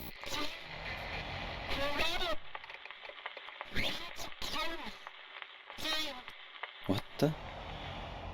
Walking away, there's nothing but bloodied footprints left behind to signify the violence that just took place. And in an interesting touch, we can revisit this tunnel later in the game, only to find the entrance sealed with police tape, implying some violent crime took place here. This could be trying to plant the seed that we attacked a normal person in some kind of delusion, something that makes the silence of bloodied footprints even more ominous in retrospect, because that creature does not fight back in any way. From this point, the streets are littered with lying figures that chase James relentlessly through streets, between alleys, and even from under cars. Oh god. They add a sense of pressure as we run through, looking for the next destination. And all the sounds this creates, between the static, the hissing, and the spitting, it's sensory overload. Even though we're not in any real danger in the open streets with plenty of room to maneuver, it creates the feeling that we are. Following this main road down, we reach another dead end, but this time there's a camper van beside the gate, and inside we find a note asking us to head to Neely's bar. So we retrace our steps and head inside to find a map with yet another location to visit. And not only that, but there's a message written in blood on the wall behind us. There was a hole here. I don't think I'm gonna play the OG anytime soon. I'm just gonna move on to the next ones. Always had a close relationship with holes and what they represent.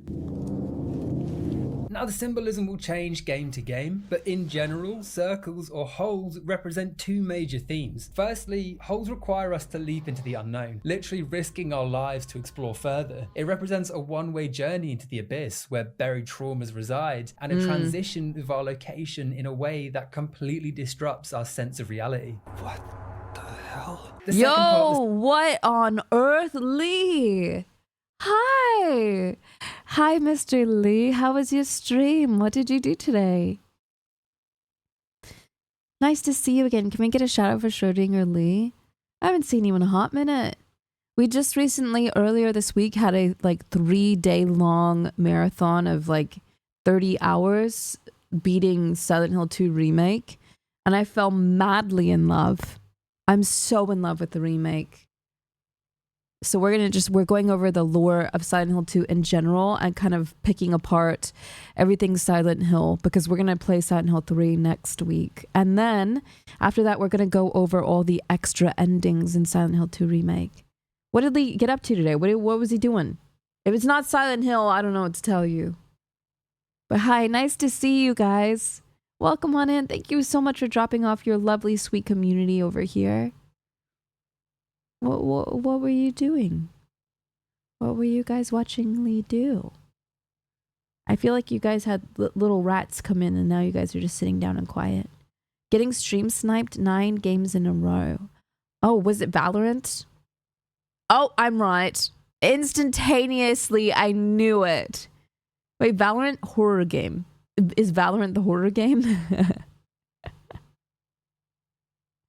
Horror games. I gotta reload. I gotta reload real quick. 1 second, chat. Valorant is horror. Yeah. Well, how did he do in Valorant today? Did he win anything? Was it a successful Valorant run? Was it worth it? We played Lunchy the horror. What the hell is Lunchy? What is that? It's a dating app and a horror game. He was ass today. Wow. Well, welcome on in. If you're looking for a very, very, very cozy, like deep down stream, this is your stream. But if you're like, I need more Valorant, that's not here. But if you want to relax and put me in the background, I'm happy to be your entertainment. Mwah, nice to meet you. Lee won the VCTs and is now currently the best Valor player. Wait, what? I mean, I'll believe it. Lee's pretty good at all the shooty games for as long as I've known him. Anyway, nice to meet you. Hi. Symbolism is the circle of existence, where death, life, and rebirth are intertwined. With gods and children being reborn and transformed in the first and second game, circles are often used to represent the endless cycle Silent Hill appears to be trapped in. Judgment Day! There are other meanings you could investigate here, but I think these two stand out as the most prevalent in relation to the franchise. Anyway, we have another location. This time, an alley we passed on our journey over to the camper. Chat, you're getting too comfortable. Wake up, sweeties. Skip the wild goose chase altogether. I mean, most people probably don't even reach the caravan at all. But this isn't a game to be shortcut or speedrun. It's a game to be experienced. So I'ma do it right. Look at you! Everyone woke up the second I said that. What's going on with you? Are you guys sound like you're too comfortable. Am I putting you to sleep? I don't want to put you to sleep. Is this too sleepy for you guys? Do you want to talk more? You're just comfy? Get to the end and find a body lying on the floor. Its face bloodied and unrecognizable. But looking closer, its outfit is easily recognizable. It's the same outfit James is wearing. Is this spooky asset reuse or an ominous warning? Who knows? How come this wasn't in the remake? I feel like that's a really important touch. Grabbing a key from the body, we head to the Woodside Apartments located just up the road, and the transition from loud monsters from the streets to the I missed this. I missed this in the remake. fenced off courtyard is surprisingly tranquil.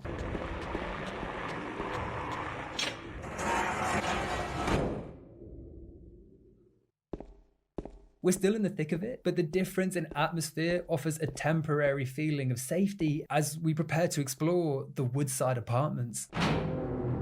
Inside, the building's falling apart. Some might argue it's not an inviting space, but according to the map we found earlier, there's a path through these flats to Rosewater Park, so we get to work on finding it, heading upstairs and entering a long, dark hallway. Areas like this, with the camera angles being obscured, are where enemies can really become a nightmare. You can't see shit all, there's little room to maneuver, and all you can hear I agree. is this Let me look this up right now. Screeching. Sounding something like a cricket on a unicycle.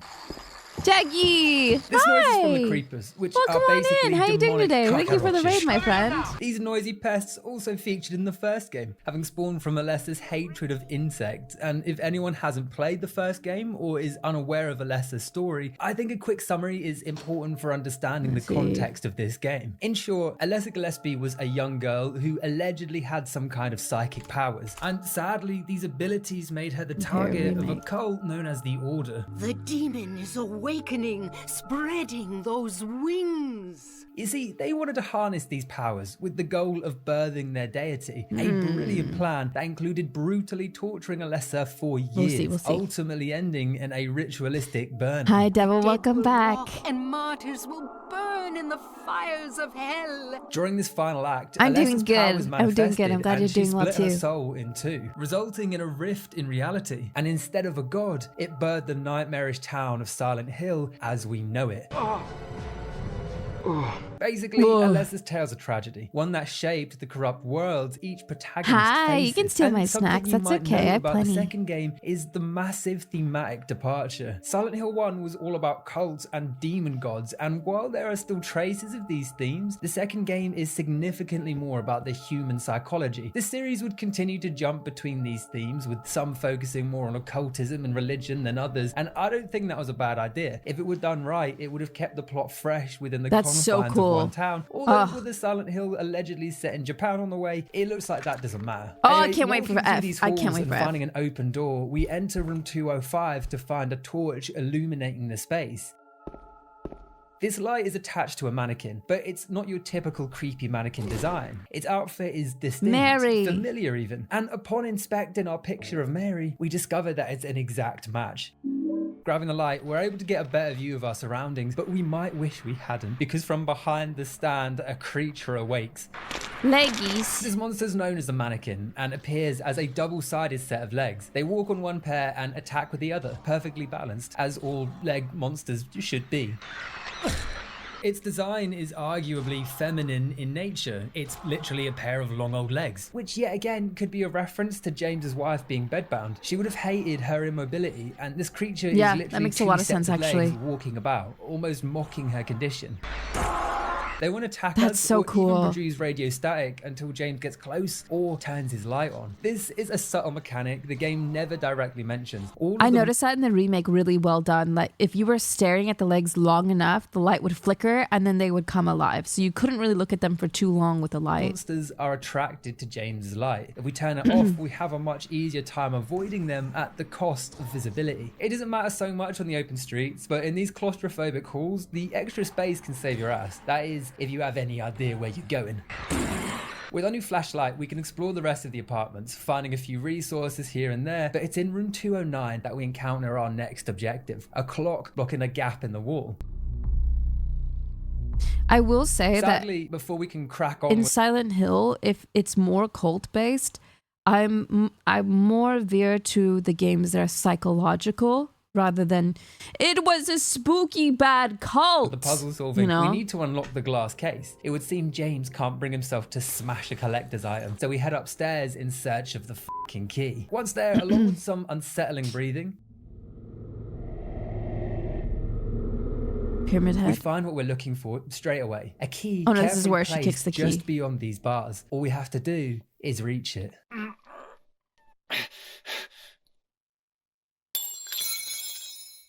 Ow! Just as we're about to grab it, some snot-nosed brat kicks it and stomps on our hand. We don't know who she is or what she's doing here, but now the key's out of our reach and I am fuming. Damn it. But you know what they say about every cloud? Because in room 301 just down the hall, we find our first firearm. Stepping in, the entire room is full of bullet holes. Every surface is relentlessly riddled. remember and this the room. trolley at Yeah. the center, our very own pistol, able to stop the twitchiest of monsters. I think the remake has done it justice so much, every dude. room and found nothing to help us. The Could this be remake our looks end? Are we like stuck brings here all forever of this to in some light, hallway-based like in a purgatory? much clearer Well, way. retracing our steps and walking through the downstairs hallway, this time we hear a scream. So naturally, we head in the scream's direction when the radio begins to crackle, and for the first time, we encounter the game's infamous mascot. I love Stood him. Staring just beyond a metal fence, we see the red pyramid thing, the Executioner, or as it's better known, Pyramid Head. It has many names, but the beast remains the same.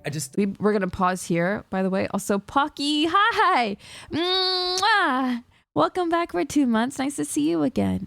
We're gonna pause right there, and we're gonna just look at the comparison real quick, because I really enjoyed looking at this. Okay, that's not, sorry, then not this. I mean the comparison from the remake and the. Sorry.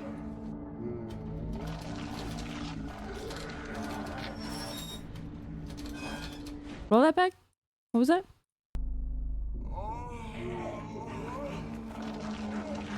I don't think they're screwing. So yesterday in the Discord I sent this and we thought they were screwing. I think Pyramid Head is eating her out.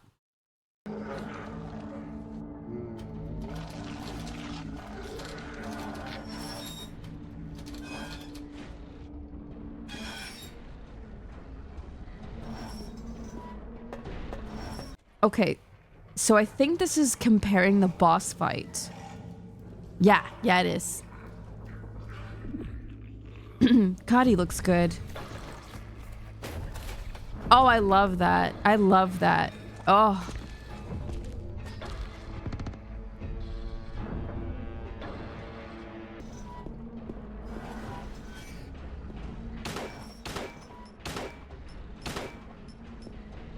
This is a very, very, very tight space to be fighting Pyramid Head in with nothing around. So I think the remake really improved this boss fight by a lot.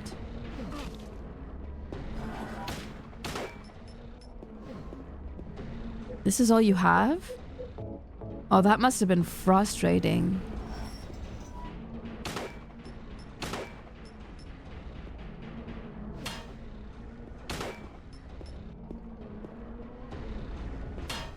I like remakes. It's like look at the difference. Oh god, the difference is huge. Oh, that's glorious. Wow. What a change.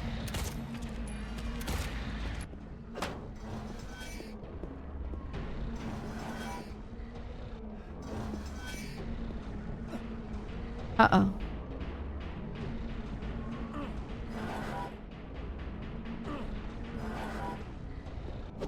This definitely feels like old PS1, PS2 style for sure, but still memorable and nostalgic.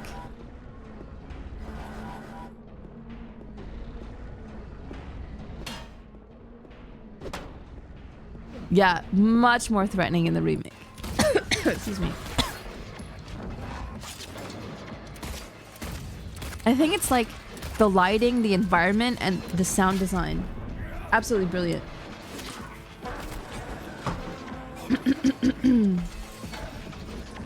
Let's look at the next boss fight.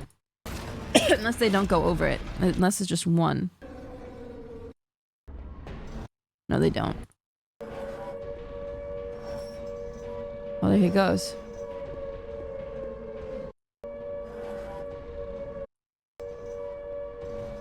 Interesting.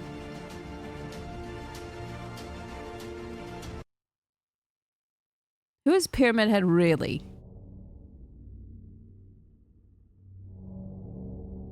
I can't tell you how many times I've tried to write the beginning of this. Yes, I will be uploading everything to the VODs channel and an edited playthrough of Silent Hill 2 remake and an EEP compilation. Video. It is so difficult to relay what it is about Pyramid Head that causes such unease, even for the most desensitized souls. After many starting attempts and erasures, I oddly found my answer when I admitted defeat. You can't define Pyramid Head's elusive, terrifying quality, no more than you can define what darkness is, in common terms. Darkness and all the evil it symbolizes, it just is. You can't question it, you can't argue with it. It is an eternal force, one that will never go away and one that we might never reconcile ourselves to. It is always there, bent on causing us the most extreme negative emotion possible. Hi. It is that undefinable force that defines Pyramid Head. He symbolizes that black, negating force in all its unstoppable brutality. However, unlike that formless dark... Can I share something completely not relevant to what we're looking at right now? How many of you guys or girls or whatever you identify as have in the on the back of your legs and maybe your butt like bumps, you know, and it's mostly the bottom of your thighs, like the back of your legs, back of your thigh area. And I always thought, oh, that's normal because we're sitting down all the time, you know, like tiny bumps, like not anything bad, just like you have smooth skin on your calves, right? It's usually smooth and your arms are smooth, but just that little area behind your thighs, sometimes, and you're like, oh, maybe it's clogged pores. That's totally normal. And I just kind of lived with it for my whole life. But that's I don't remember what the name for it is. There's a specific terminology. Like, yeah, it's little inflamed follicles where your thighs rub against your chest. Yes. Or there's too much heat, and not enough like breathable air between your skin and whatever you're like sitting on or whatever. Some people don't have it. Some people have completely smooth ass and thighs. Like some people don't have it. Oh yes. Thank you so much, Android. You're very, very smart. Keratosis pilaris. I learned about it recently. And the key to getting rid of that literally within 24 hours is you can just use toner. Use toner if you have toner. Put it on a little like cotton pad or cotton swab and then use toner on the back of your thighs. That's it. My entire life, I've had these little, even, it's also when you shave, sometimes when you shave your legs and then you have bumps afterwards and you look like, it's called like strawberry skin. My whole life, I was like, oh, I guess I'll never have like soft legs back there. Like, that's why I've never wanted to be touched on my thighs, because I'm like, oh, it's not as smooth as my legs, you know? That's it. Toner. I think it's called like glycosic acid, something. What is that called? I just ignore them. I've ignored them for like 33 years of my life. And one day I just got really curious. I got curious. So, and TikTok is like my curious answer to everything. Glycolic acid. All you need is glycolic acid, which is generally what you find. That's what you find in toner. Toner is what you use on your face to kind of clear your pores. You do it before you put on your serums or your moisturizers. Kia ora, good morning. But that's it. I used it a few times and the back of my legs are very soft. You're like my mom? What do you mean by What do you mean by that? Why am I getting a phone call? I'm not picking that up. I'm working. Why, hold on. This comment about the mum. I tried toner from the copier and now my cheeks are purple. Okay, no. You drastically overestimate our skincare routines. What do you mean? Do you guys not wash your face with a 3 to 4 part routine? Wait, what? It's above my elbows on both arms.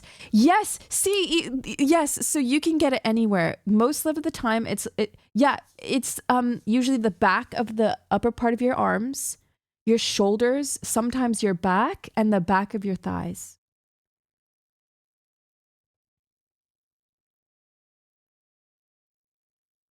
I'm a guy with baby soft skin on my legs. Never grew any leg hair. Oh, well, that's lucky. I'm not picking that up, says as she slams her phone down. Yeah, see, my biceps and shoulders and upper back and sides under my arms a bit. It's usually where your skin can't breathe. So if you just, and it's 2 seconds. And it was like, it doesn't matter how much you exfoliate or anytime you use soap or when you're in the shower and you scrub it, it made no difference. It was always there. It never disappeared. So it wasn't about being clean. It's just, no. It's not, you can't just use soap. I thought that my entire life. There would be times where I was like, okay, I'm going to take a really long shower and super exfoliate the back of my legs and my arms, and it made no difference. Yes. So you're very welcome. Also the JC, thank you. You're very welcome. Just use some toner and glycolic. Is that right? Acid.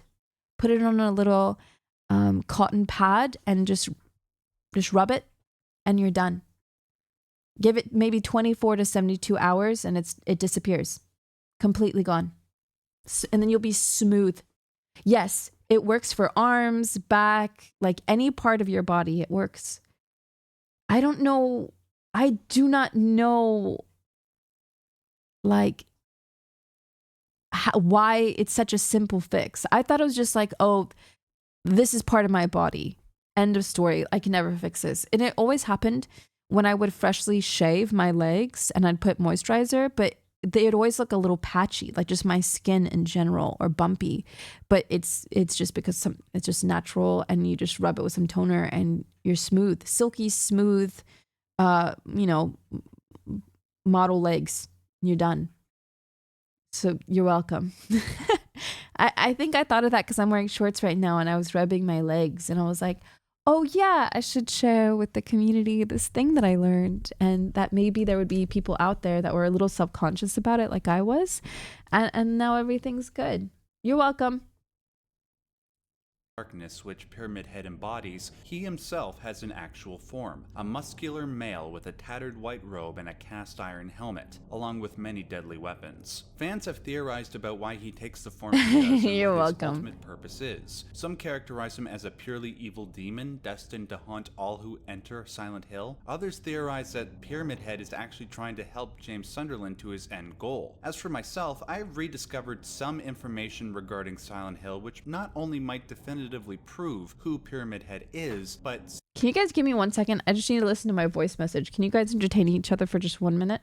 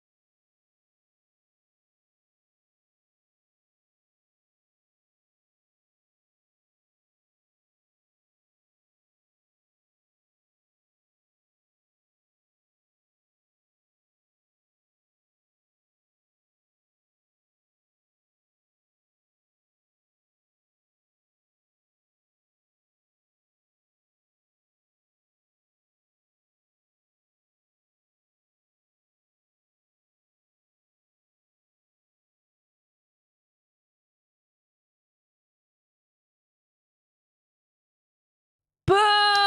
Okay, sorry. I had a scheduled appointment today in the next few hours to get all my hair lasered off. But the lady who does it, sorry for scaring you, has COVID. Oh, shit. Also, Sled, thank you so much for gifting those subs. I appreciate it. Sorry, thank you for being patient. I had to time this perfectly. You zoned out. I'm sorry. Maybe during the next video, you guys can watch it and I'll call him back to reschedule. No, don't say that, Shifin. I have 1 more week to figure this out. Oh my God, shoot. Oh my God. It has to be done before the end of next week. Crap. Okay. Seemingly legitimizes almost every major theory that has come before, as illogical as that may seem. Needless to say, there are spoilers ahead. Let's start with what we know for certain about Pyramid Head. The Book of Lost Memories. No, you don't understand. I know we're looking at Pyramid Head, but give me. Also, I found a figurine yesterday, a statue of Pyramid Head. that is like $2,000, and I want it so bad because he's holding the mannequin by like their ankle, and it's so delicious. No, I have to. Okay. The thing with laser hair removal is that you have to let all of your hair, wherever you're lasering it, grow out as much as possible. And then right before you get your laser done is you shave it all off, and then you get it lasered so that it shoots straight into your hair follicles. Listen, I'm gonna say the most TMI thing I've ever said in my life, but I'm being, for my ladies. Yeah, it's been like 4 months since I've, just to prepare for this laser hair removal appointment. I am so desperate to get it out, to get it off.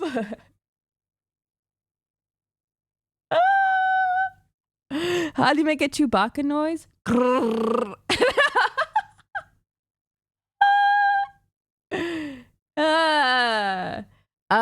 Yeah, it's like a freaking, it's not even a forest. It's like what's the biggest jungle in the whole wide world, bro? It's like yeah, I gotta sort it. And the world is like, not today. You live another day. Help! Okay, sorry, let's go back a little bit.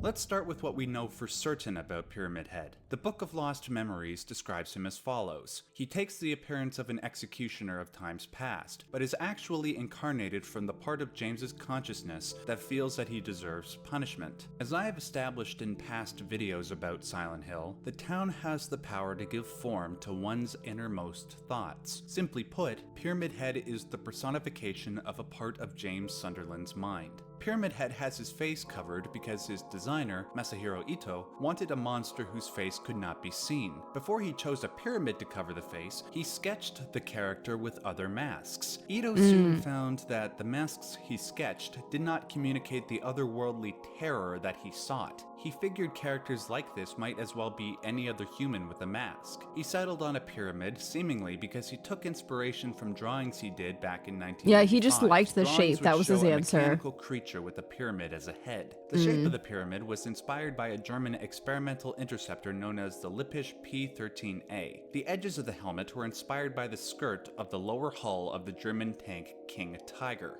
Finally, his robes are inspired by one of the angels worshipped. Hold on, I'm pressing on my mouse. Now my mouse is way too fast, and it's overstimulating me. There we go. By Silent Hill's cult known as the Order. That angel was Valtiel, revered for being the closest of all angels to God. I can't wait to play this, was dude. I'm honored so in the hopes excited. that the Order's members might create a closer relationship with God. Like Pyramid Head, Valtiel had... Wait, guys, I streamed a day earlier than I was supposed to. What's the day today? Do you guys want to do a Silent Hill 3 marathon tomorrow? Wait a second. Also, nice to meet you too, Slow Even Burn. How are you? Oh my god, okay. Wait, do you guys want to do a marathon tomorrow? Whee! Layna and schedules. Okay, I did say, so that schedule that I posted was an idea of what I was inspired to do. And then as per the week comes, then it's more solid. Whee! Let's do a marathon tomorrow. has robes, a butcher's apron, gloves, and then we'll do a sculpting stream. Don't worry. Sculpting stream, since I did a stream early, let's do a marathon tomorrow, and then we will relax on Friday before the IRL stuff with sculpting. Don't worry, sculpting is not canceled. bloodstains galore, not to mention that his face is also concealed. Beyond these few details, there is little that can be said about what Pyramid Head is. There is only clarification about what he is not. Despite what later incarnations might suggest, the only canonically correct representation of Pyramid Head was in Silent Hill 2. His appearances in Silent Hill Homecoming and elsewhere were made by corporate directive, and not with the continuity of the first 4 games in mind. The fleshy substance under the helmet is also non-canonical, with Masahiro Ito saying he had nothing to do with that. He has stated firmly that what is under the pyramid is a head. These are the few primary facts regarding who Pyramid Head is and is not. Several questions still must be answered. For instance, why is he wearing a pyramid and not something else? If there's a head under the helmet, what does the head look like? If he's a manifestation of James's imagination, why does he dress like one of the Order's former cult members? I will attempt to answer all of these questions, but I must first... I will say the thing that I don't like, and kind of what turned me off to the recent statue that released, was that it doesn't even look like he's wearing a glove. It just looks like his fingers are kind of fused together like a mitt, and for whatever reason, that gave me the ick. Establish my overall theory. In past videos I have done on Silent Hill, I have evoked the theories of famous psychoanalysts to help explain the town's horrors, specifically the theories of Sigmund Freud and Carl Jung. I did this because the Book of Lost Memories explicitly states that the game borrows from psychoanalytic theory. For example, in my most recent Silent Hill video, I proposed that the character of Maria embodied a Jungian concept known as the anima. It's a bit too complicated to summarize here and now, but what's important is that those who watched the video seem to agree that my theory was correct. Following this, I wanted to see if psychoanalytic theory applied elsewhere in the Silent Hill universe. Given that Hiroyuki Iwaku cites Freud as a main inspiration, I wanted to see if Freud's most famous contribution could be applied to Silent Hill, his division of the human psyche into three parts: id, ego, and superego. To help simplify things, this division can be illustrated with this comedic depiction: the angel on one shoulder and the devil on the other. The angel is the superego, the moral component of our psyche that strives for self-betterment. The devil is the id, the hedonistic component of our psyche, which seeks immediate gratification of the human instinct. The ego is us, trying to mediate between the desires of the superego and the id. In regards to the id, because it contains several undesirable traits, we tend to repress them into the unconscious part of our mind. All of our tendencies towards wrath, gluttony, sloth, pride, envy, greed, and lust are pushed down into the darkest depths of our soul, in the hopes that they never surface, so that we may play the part of a civilized being. The problem is, every time we repress them, they eventually come back stronger, seeking horrific revenge for their suppression. What Freud's successors argued should be done to avoid the mental pain that comes along with repression is to find ways to integrate these negative traits into our conscious being, so that we may bring them under control. This way, the negative traits don't govern us, we govern them. If Silent Hill gives form to our unconscious thoughts, and Hiroyuki Iwaku has taken inspiration from Freud's psychoanalytic theories, I think it's reasonable to suggest that Pyramid Head is the personification of Freud's id. Decorated in filth, blood, and rust, Pyramid Head embodies the worst aspects of masculine sexuality and violence. Though James may initially succeed in repressing him through combat, he always comes back. Why wasn't that in the... I know there was something similar to that in the remake, but I didn't know there was two mannequins on top of each other. 1 second. Pyramid Head embodies the worst aspects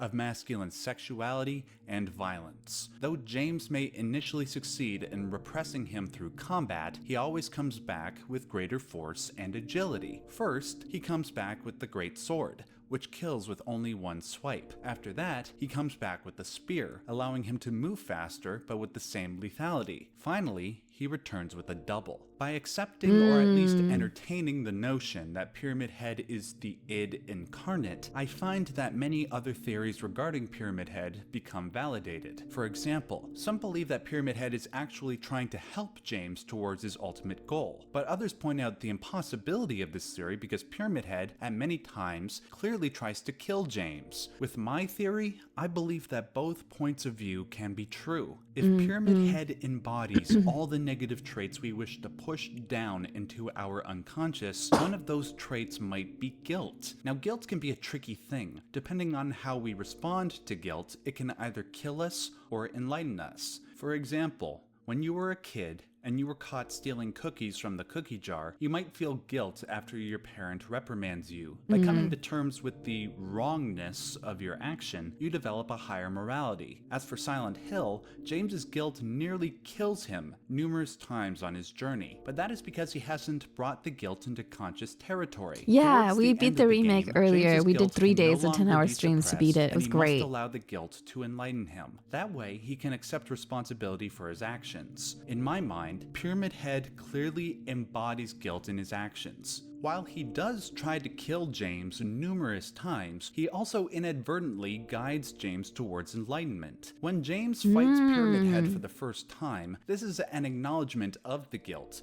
This is a wrestling with the guilt. Once this is done sufficiently, Pyramid Head opens up a pathway that helps lead James to his end goal. On the rooftop of the hospital, Pyramid Head pushes James to a lower level, symbolizing a fall into greater unconsciousness and a greater chance of coming to terms with the guilt. At the end of the game, once guilt has been made conscious, once guilt has played its part, it becomes redundant. This is why the 2 Pyramid Heads commit suicide on their spears. The id, and by extension the guilt, have played their allotted parts. Now that I have established my theory, I believe I can now adequately address the previous questions. First and foremost, why does Pyramid Head have a pyramid on his head? We know that James has visited Silent Hill prior to the events of Silent Hill 2, and it's reasonable to assume he visited the Historical Society building. There, he likely encountered this picture, the crimson and white banquet for the gods. I remember that Many photo. fans have noted the red hood and how it bears a resemblance to the red pyramid-shaped helmet, but that doesn't explain why it takes the form of a heavy cast iron burden. In response, I point out Silent Hill's tendency to have basic things change form depending on whether or not the protagonist is in the fog world or the other world. If walls and floors can change to rusty chain link fences and curtains of human skin, isn't it reasonable to assume that a hood can change into a rusty iron helmet? As well, we know that Silent Hill's level of decay... The funny thing about these deep dives specifically into Pyramid Head or any creature design, and I respect it because it could be true, but Ito essentially was like, it's not that deep, I just liked the shape.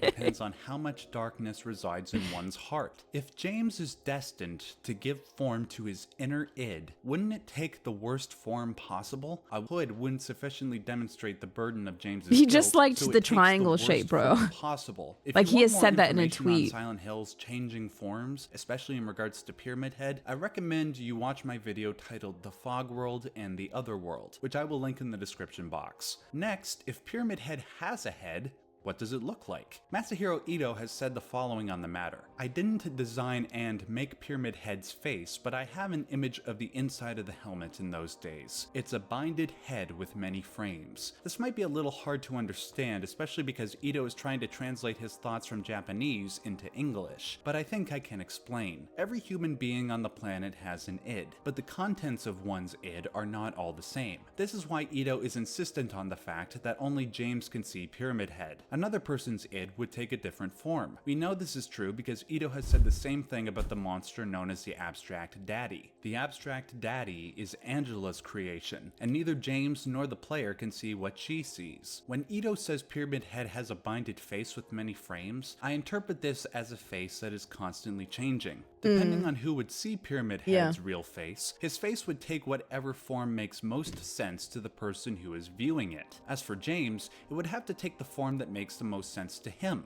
One major theory is that Pyramid Head's face would be James's face, which would make sense. If Pyramid Head is James's id, maybe the face would be a more decrepit form of James's face, kind of like how Dark Alessa's face in Silent Hill 3 was a more decrepit form of Heather's face. This also explains why Pyramid Head wears the executioner robes. If James visited the Silent Hill Historical Society in the past and saw the picture of the executioner, it makes sense that James maybe internalized it. Maybe he associated the idea of pure evil with that image. Thus, Okay, I know this is not like a canon Pyramid Head, but... Oh.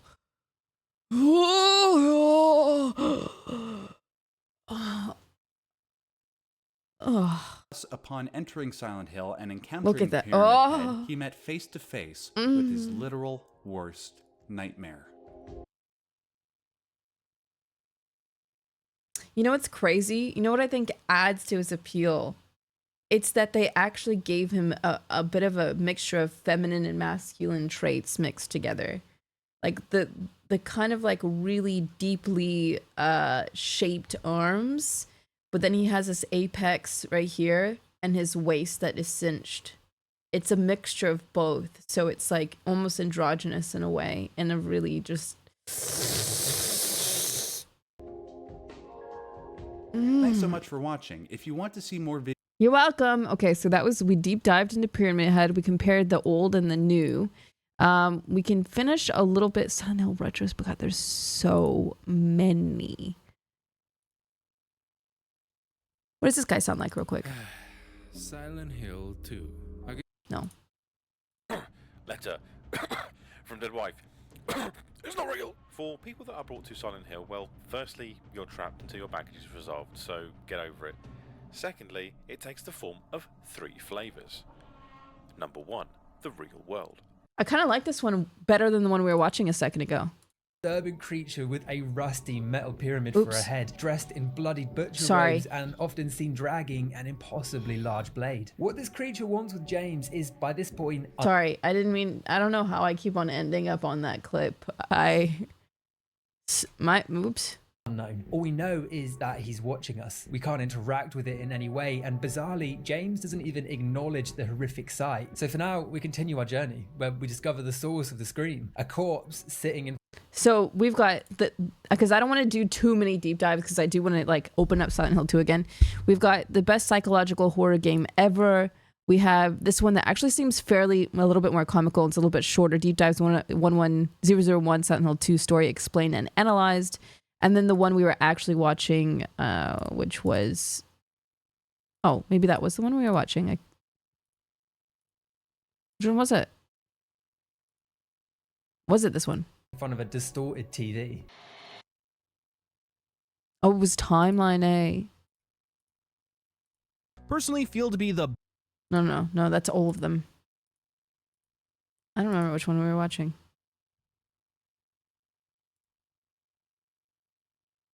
I like the first one. This one? Everything is normal and fine. Oh, but Deep Dives is season 2. People are still roaming around like there's nothing wrong. Can't you see all the monsters? Number 2, the fog world. Almost like a dreamlike state. Which one do we want to finish? Do we want to finish this one or this one?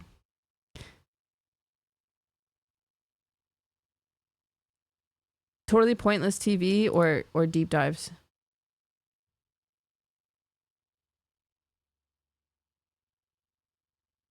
This one. What is this one? This one. Okay.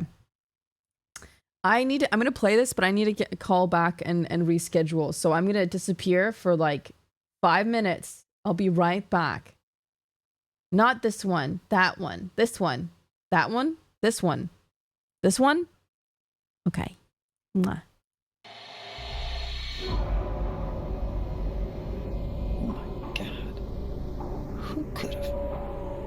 You can't really tell from the angle shown, but the character model is James Sunderland's. The clothing, the body structure, and even the face model are all James. Something you'd only guess at without hacks or data mining. Oh my God. Despite the shock, we find a key to room 202 on a shelf nearby, so that's where we head, leaving the apartment to find our friend missing. Up to no good, I have no doubt.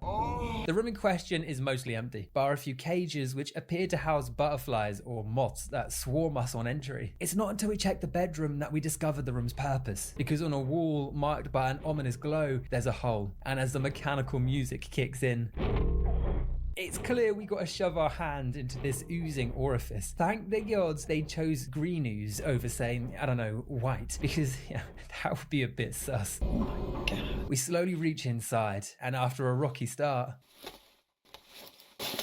we pull out a key for the clock. Goated hole, never doubt it for a second. Although it does mean that the key the girl kicked earlier unlocks something different. Opening the clock, there are 3 arms to move around, and on the wall behind us, 3 scribbles. Henry, Mildred, and Scott, all accompanied with what looks like a direction. Now I'm playing on the hard puzzle difficulty, as all fans should, and as a puzzle, this one's no brain scratcher. Any guesses though? Go on, what do you think? Well, that's absolutely incorrect. What are you, stupid? The answer's simple. Henry equals hour, Mildred, minute, and Scott, seconds. Passing through, we can now reach the upstairs section and grab the key the little girl kicked away, which turns out to be a fire escape key. But before that, we stop into room 307 to discover a harrowing sight. Inside, Pyramid Head is back, interacting with two monsters in a distinctly violent and arguably sexual way. It undoubtedly implies a violent dominance over these creatures, and with the mannequins representing a more feminine aspect, it would seem Pyramid Head is meant to signify sexual violence in some way. Even the fact that James is hiding in a closet watching this unfold adds a perverted voyeurism to the events.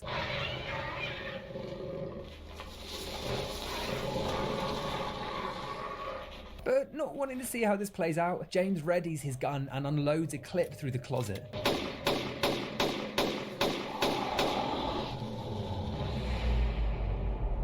This causes the monster to walk away, instead of, I don't know, pulling us out and adding our body to its roster. I'm a scat man.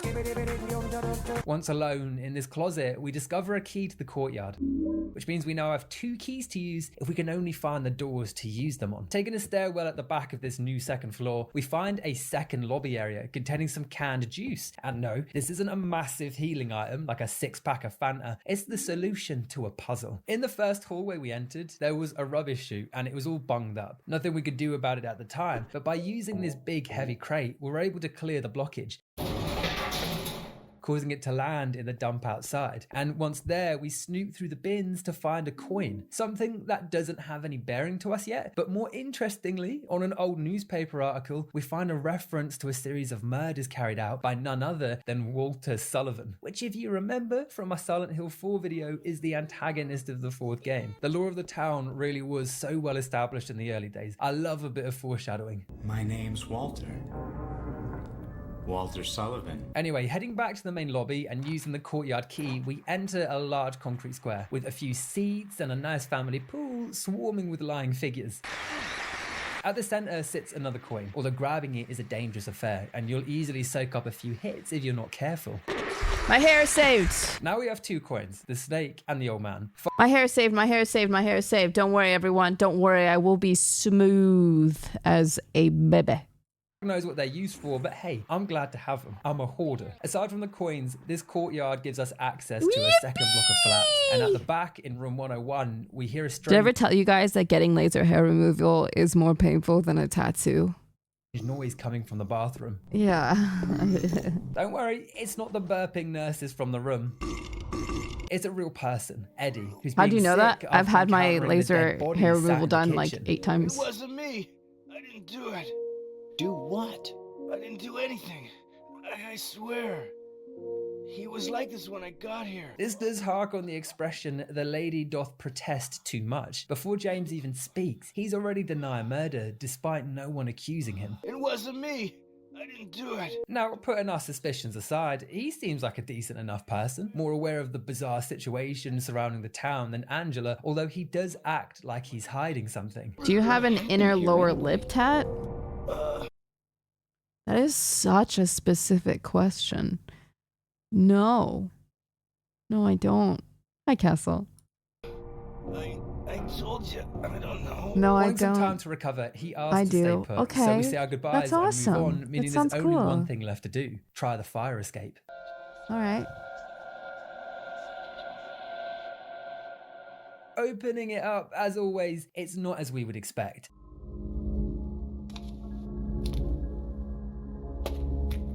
Climbing through the window of a separate building placed in impossibly close proximity, we enter the Blue Creek Apartments, where the layout of each room is slightly different, but the premise is the same. We need to find a way out. But not before James smashes his hand down the shitter. Yeah, what made him do that? He was just like, I'm gonna put my hand in that. No one even asked James to do that. I Man know! said, looks like something's blocking the drain, and he went elbow deep. Thank Jesus Why, it wasn't a big James? old turd log, or that would have just been really upsetting for everyone involved. Turns out the blockage was a wallet, one containing a series of numbers that unlock a safe in the adjacent room for a bunch of bullets. And man, if I ever use the gun, I'll have ammo for days. Having a wander around, in room 105, we find a locked cabinet with multiple empty holes, which is where the coins we collected earlier come into play. We just need to find one more. And while hunting this coin down, in room 109, we run into Angela again, except this time she appears more depressed, staring at herself with a knife and contemplating drastic actions. Yeah, I'm James. This interaction is stranger than normal, with both appearing to almost jump between knowing each other and at the same time acting like it's their first encounter. So, why did you come to this town anyway? I like the voice acting in the remake way more than the original by a lot. I'm sorry. Did you find the person you're looking for? Not yet. James tries to offer her some reassurance, talking her off the ledge and eventually asking for the knife. Will you hold it for me? Sure.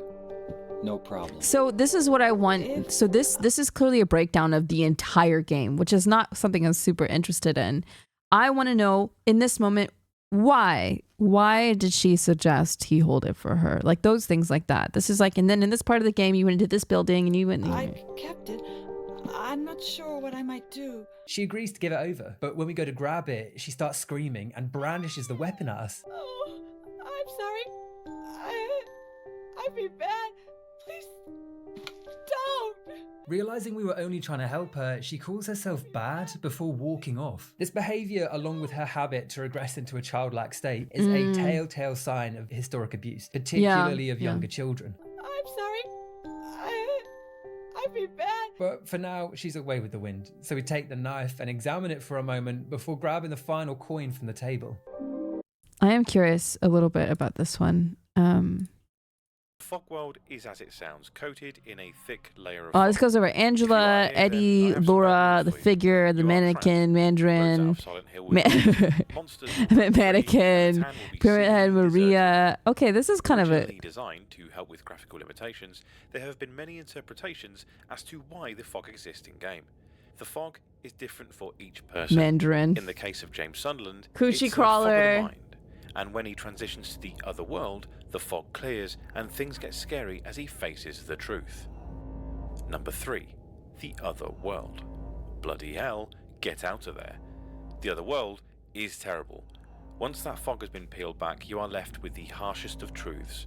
You are in a living hell. A hell created by your own psyche, making it different for everyone. It's worth noting here that the other world is where the Order believes their god resides. Funny that.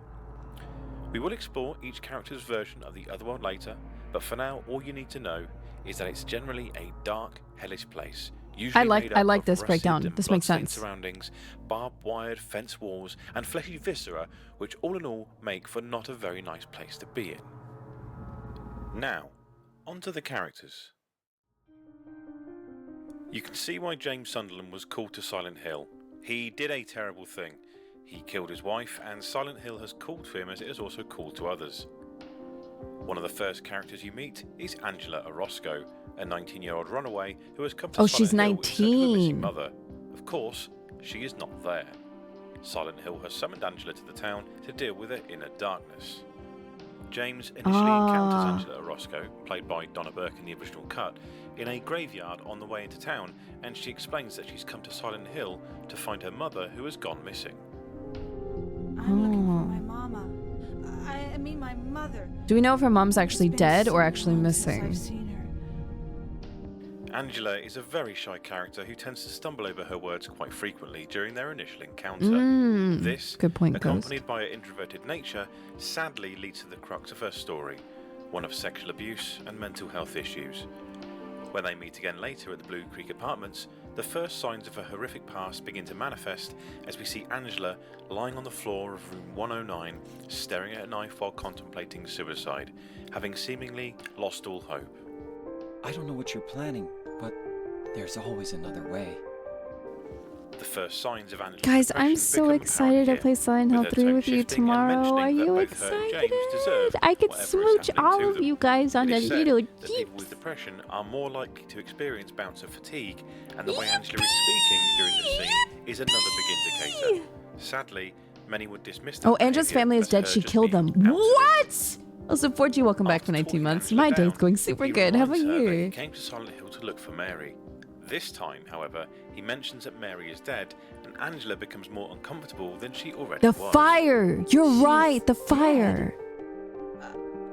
I've got to find my mama. Should I go with you? I think this breakdown's much better than the other one, in my opinion. Now I know what you meant back there in the cemetery. I'll be okay by myself. Besides, I'd just slow you down. Her distrust of James visibly grows during this moment, building on her previous uncertainty, most likely due to his gender. Her distrust of James also serves as some foreshadowing for later in the game as we discover the fate of Mary. Finally, James asks Angela about the knife, who offers it to James, knowing she might do something bad with it. As James goes to take it, however, Angela has an adverse reaction to his advance. This would seem to be a mixture of her past and also her slight distrust of James coming. See, this is what was missed in the other one, which is, I respect both, but I'm just like, okay, we're deep diving into how did this response like affect the character, where does this come from, yada yada. So yeah, this is, I like this. As we slowly build an overall picture of what happened to her. Another piece of key information is discovered about Angela during the labyrinth in the form of a bloody newspaper article telling of the murder of Thomas Roscoe, a lumberjack found dead with multiple stab wounds to the neck. Oh my god! Shortly after, Angela's voice is heard screaming from another room in one of the darkest scenes in the game. When you rush to Angela's aid, James discovered she is being attacked by a monster which can only be described as two entangled bodies lying on the frame of a bed covered in rotting skin. It would seem the bodies have been fused together and are having sexual intercourse. It's a terrifying sight, and all Angela can do is sit in the corner, traumatized. In this moment, we are in Angela's version of the other world. It's extremely on the nose, but the room, depicting Angela's own personal hell, is flesh-covered walls with pistons thrusting in and out of the holes in the wall, mimicking sex. So even, okay. So I know there was a time when we were playing the Silent Hill 2 remake where I was like, I looked up and I was like, hee hee ha ha. Oh, so all of that was deliberate. And that's why there are so many different environmental changes in Silent Hill 2, because it's representative of each of the characters' inner hells. I did not realize that until right now. Also, VOD watchers might as well skip all the way, just skip to 2:20, 2 hours and 20 minutes, because we finally found a video that's like deep diving into the explanations of things. That's crazy. And what's interesting, like, I can see what they're trying to go for in the original for sure, but this is why I actually genuinely enjoyed the remake, because they take all of those themes and they surround you with it, because you're locked into different, into specific camera views in the OG, but in the remake, you can look around and fully envelop yourself into the world and the situation. And they really, really push, like, here is what her inner hell must feel like. And they did such a good job of representing that. And I don't even, it may be on the nose, but in the best of ways, honestly. The creature is Angela's father, or at least that's how her mind manifests him. All James can see is the horrendous monstrosity before him. This whole room and boss fight is meant to represent Angela's rape at the hands of her father, and is very uncomfortable to see him play through. The novelization further expands on this, saying that the brother was involved also in her abuse. It's easy to see why Angela attacks the monster after James defeats it.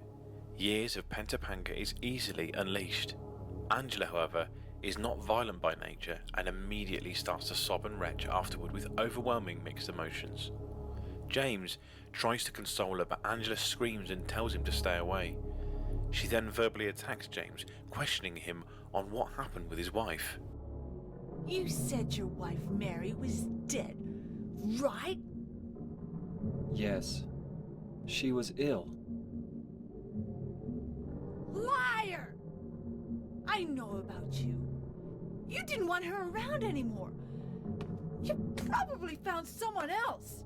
He implies that she died from her illness, but Angela can see right through him. I think this is like a really important thing to touch on CPTSD and hypervigilance, and why a lot of people with CPTSD, PTSD, and just the idea of anxiety and hypervigilance actually very like struggle a lot holding friendships, is mostly because of what just happened with Angela, right? Angela had a moment which was she told the truth of how what her kind of what she could tell from James's character, right? And what she viewed, and she could see past the veil of his kind of BS, right? And even though it was really harsh, and even though it was a little bit too truthful, it was and is the truth. It is how James felt and feels. Because at the end of the game, he says, I hated you. I hated you. I feel trapped. I killed you. I couldn't stand it. And Angela says those things, right? But the reason why we are not good at holding friendships is because very unintentionally, we will tell the truth because it's what we see. Like, we're not fucking idiots. If I can tell you don't like me and you have a problem, I will say, hey, is there something going on? Do you want to talk about it? And generally people don't want to talk about it because their veil and their lie is uncovered and they're like, oh shit, we can tell that we are not masking as well as we should with you. Therefore, I need you out of my life because I can't stand not being able to lie to you and you going away. Does that make sense? Also, welcome back, Apocalypse. So I feel like Angela's a very good representation of why it is very difficult for people with PTSD and CPTSD to have a lot of friends or just even surface friendships. It's our inability to just shut the fuck up and fake it. Lots of normal people friendships, you just kind of fake things, and if things are a little bit weird, you don't draw attention to it, right? But that's not what he really felt. That was part of his mixed emotion, right? But that was part of his emotions. That he felt a lot of mixed things, but hatred, regret, guilt, that was all part of it.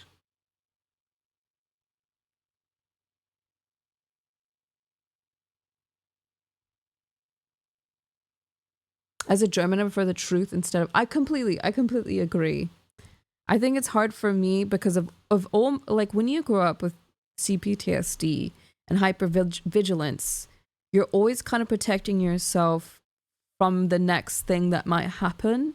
So you are hyper aware of the way people speak, the way people hold themselves, their facial expressions, their attitude, their actions, which as you get to in your 20s, 30s, 40s, you can see right through people. And it's very unintentional.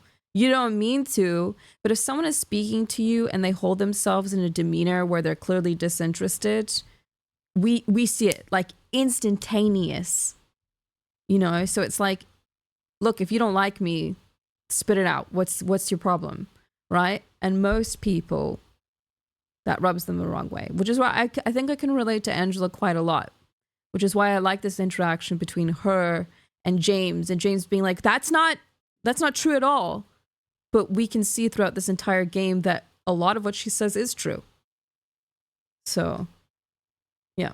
It's a part of the social construct that we don't say those things out loud, even if we can see it's true, and people react poorly when you break the construct. Exactly. That's not to say that one way or the other is right or wrong, but the styles clash. Yes, I think that's a wonderful way of putting it, is that those styles clash.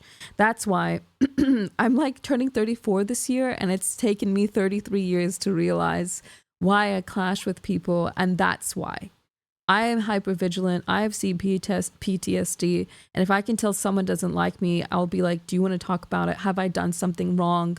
How can I improve? This thing hurt my feelings that you did. And they might not even realize that they're doing this thing to me. I can just notice it.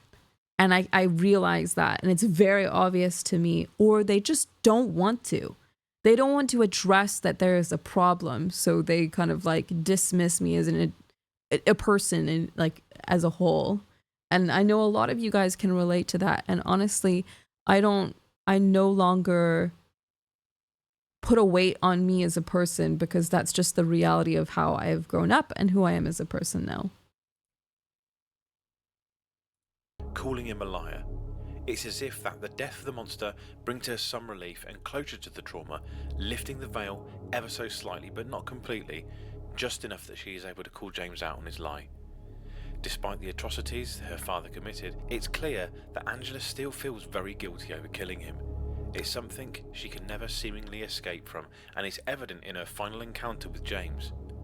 At the Lakeview Hotel, James once again finds Angela, this time on a burning staircase. Here, Angela is seen standing between two skinned, blood-stained bodies representing her father and brother. Remember, everyone's Silent Hill otherworld. Oh, so that's what it is. There was these two frames on the left and the right, and they don't look similar, but they're similar in style. And I didn't realize that was her father and her brother. I want to play the scene from the remake so you guys can just fully feel the impact of that scene. I was on the verge of tears. Yeah, I was on the verge of tears with that scene. Let me pull it up.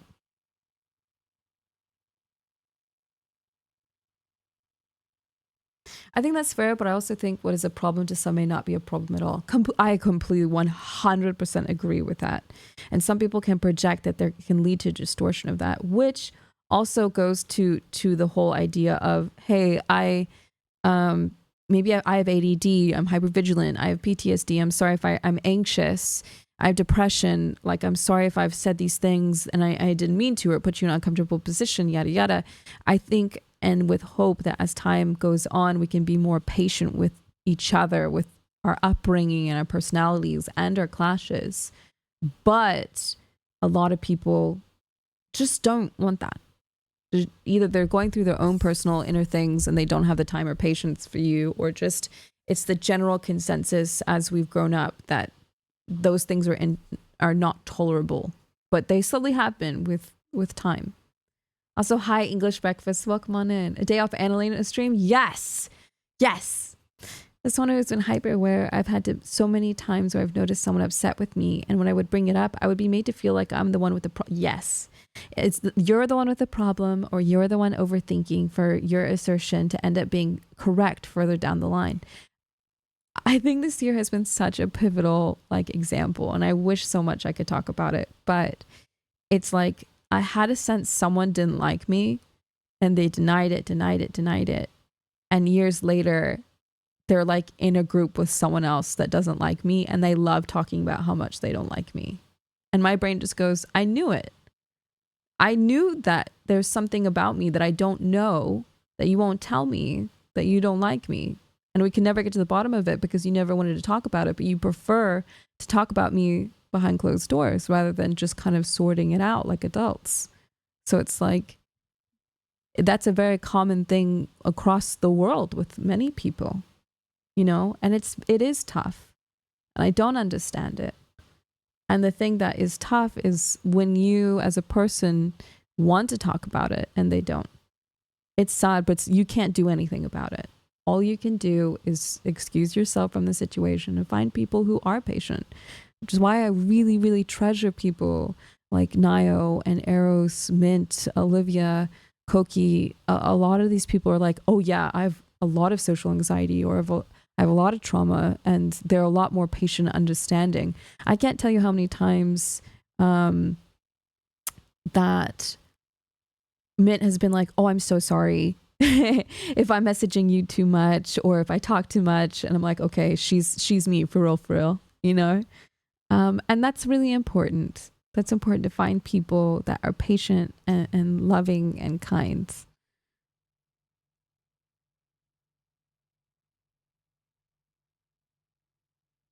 I don't get why people pretend around people they don't actually like. I don't know. But I will say that this community is super prevalent of it, where they skim on the surface so much that they're not going to flat out tell you they don't like you, but they might as well because their actions are very loud, and I've never understood that, Let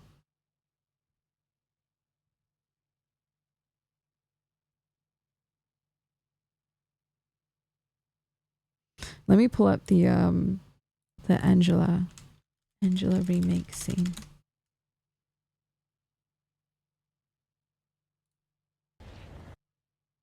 Because it looks so beautiful in the remake.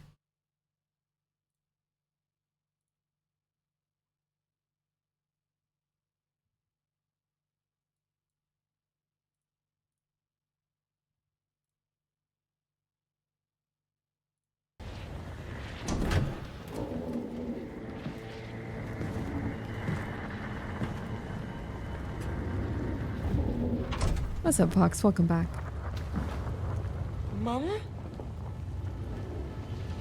Mama, was looking for you. You're the only one left. Maybe then I can finally rest. Mama. What's wrong? Wait. You're not my mama. It's you.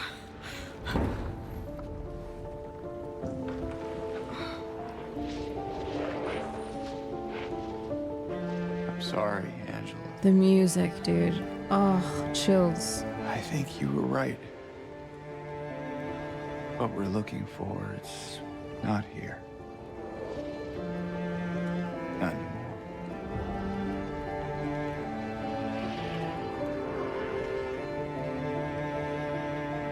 Thank you for helping me earlier. But I wish you hadn't. Even Mama said it. I deserve what happened. Hey, John. Hey, John. Give him a shout out. Don't pity me. I'm not worth it.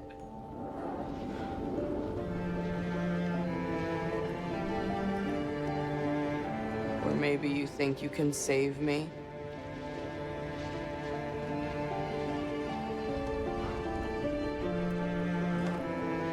Will you love me? Care for me? Heal all my pain?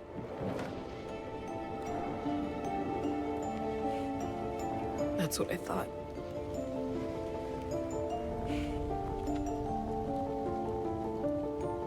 James.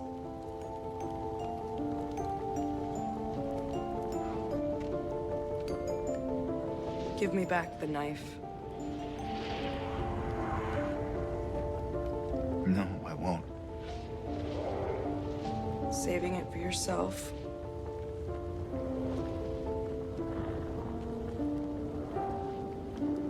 Have it your way. It doesn't change anything.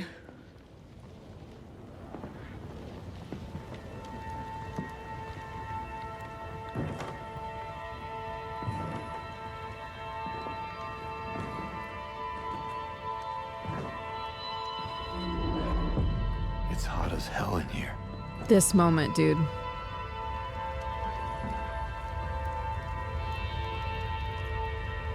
You see it too?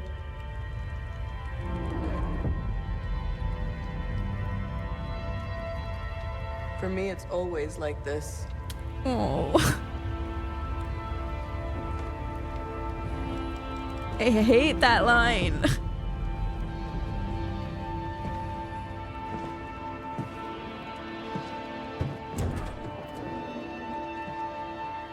Ugh, so good, dude. Holy shit. Really fucking good. And then in comparison, I haven't really seen this. Let's see how this hits.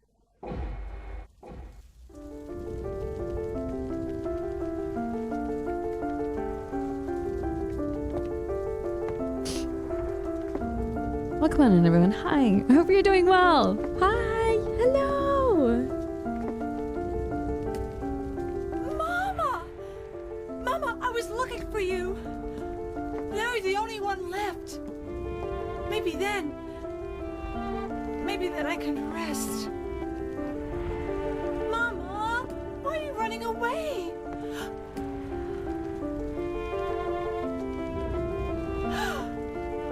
You're not my mama. It's you. Oh,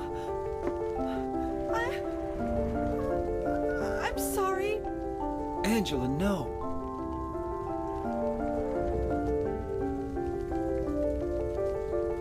I like the remake more.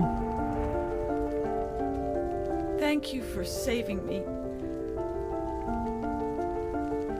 But I wish you hadn't. Even Mama said it. I I deserved what happened. No, Angela. Oh What's no. wrong?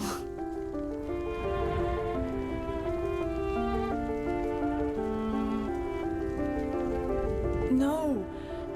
Don't pity me. I'm not worth it.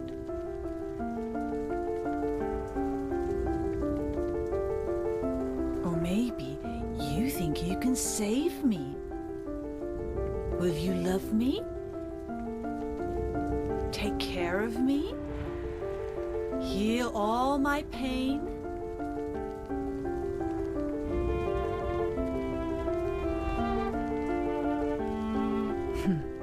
Yeah, we did That's the what I remake the other thought. day.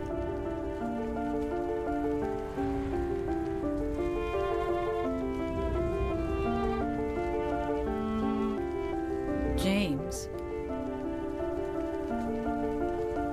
give me back that knife. No. I won't. Saving it for yourself? Me? No. I'd never kill myself.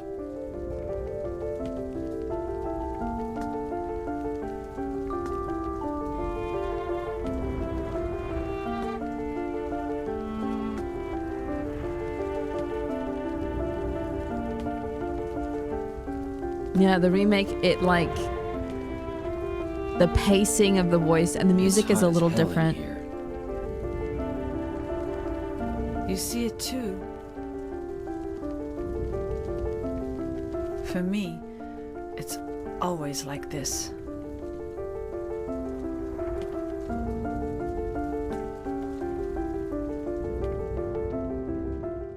Yeah, I think the remake handled it with a lot of care. Really, really well done. Is different, and James has entered Angela's once again. Mama, why are you running away? Knife back, and when James refuses, walks up the burning staircase into the heat of the fire. James comments that It's hot as hell in here. You Take it easy, see it Clarks. too. For me, it's always like this. in all their previous encounters, James has never seen the fire that surrounds her. But now he's witnessed her trauma, he realises that it's always been there for her. It's a popular theory that the fire represents Angela's guilt from killing her father. Another is that her life is a living hell.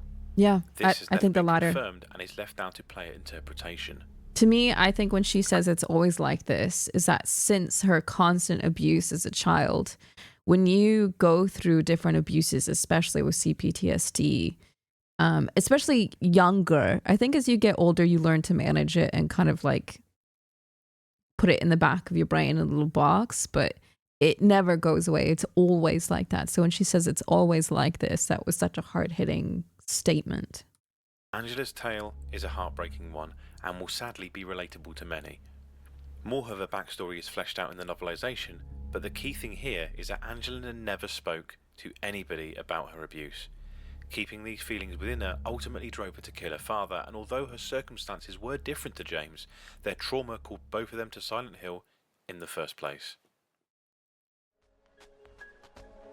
On James's journey through the apartment section of the game, he encounters two characters, one of which is Eddie Dombrowski. Like Angela, Eddie has been summoned to Silent Hill for reasons initially unknown. During their first encounter, James finds Eddie vomiting in a toilet in one of the rooms. This is shortly after James discovers a corpse stuffed in a fridge, causing Eddie to profusely claim his innocence. It wasn't me. I didn't do it. Do what? I didn't do anything. I swear. He was like this when I got here. You would be forgiven for missing subtle details here, but why would Eddie jump straight to the defensive? Something is not right here. It's also worth noting that he is throwing up most likely because he had just previously seen the corpse. Could it be that he had been accused of killing before? We'll find out more shortly.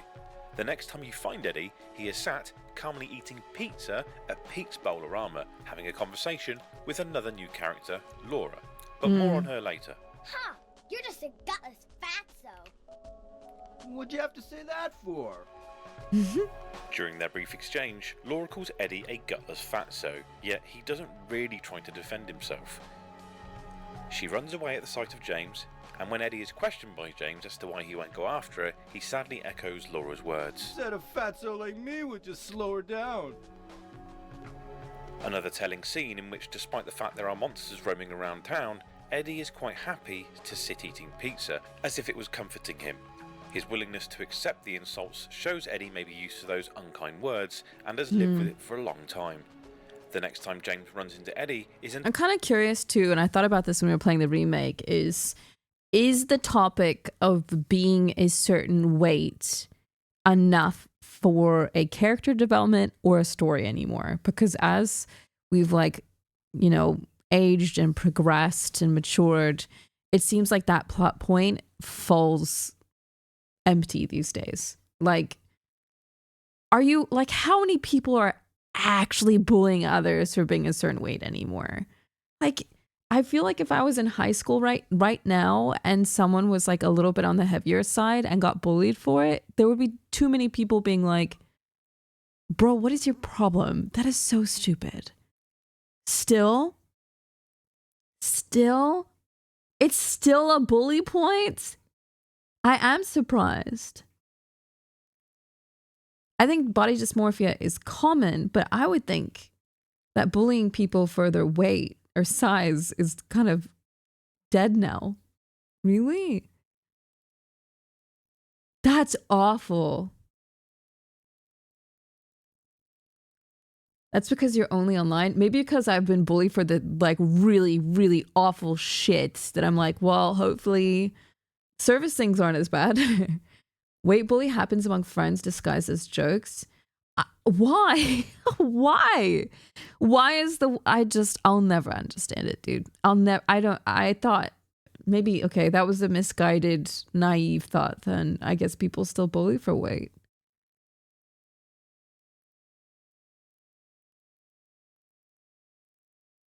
Bullies often go for the low-hanging fruit. Even in 2024, holy.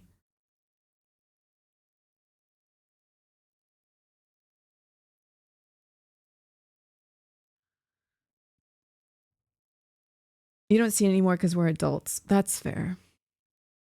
I was bullied for being a quiet kid. Kids will bully without about any behavior trait that stands out from the norm. I guess because I've seen so many videos now as I've been researching, motherhood and things like that, and parents raising their kids different than when I was a kid. Maybe it gives me a little bit of hope, I think, that there will be less bullying for things like race and weight and what your body looks like. It stings a little bit, and I don't want to say anything because it's friendly banter. I don't think the way you look and your size is friendly banter at all, and it never should be. Ever. I don't think that, banter is, kind of friendly shitting on each other about maybe, you leave the toothpaste cap open and your fucking burps are really loud. Not the way you look. It's, I just feel like that's unnecessary. It doesn't necessarily lessen, they just get better at hiding it.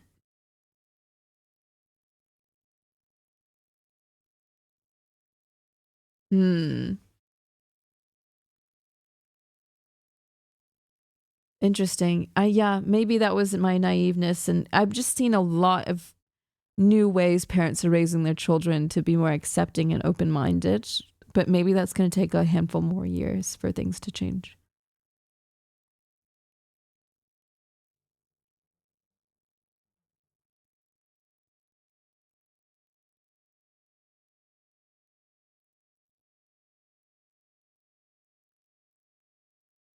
Maybe I did think that. Maybe it's because I'm in New Zealand. I don't know, but I thought we were on a healthier trajectory, really.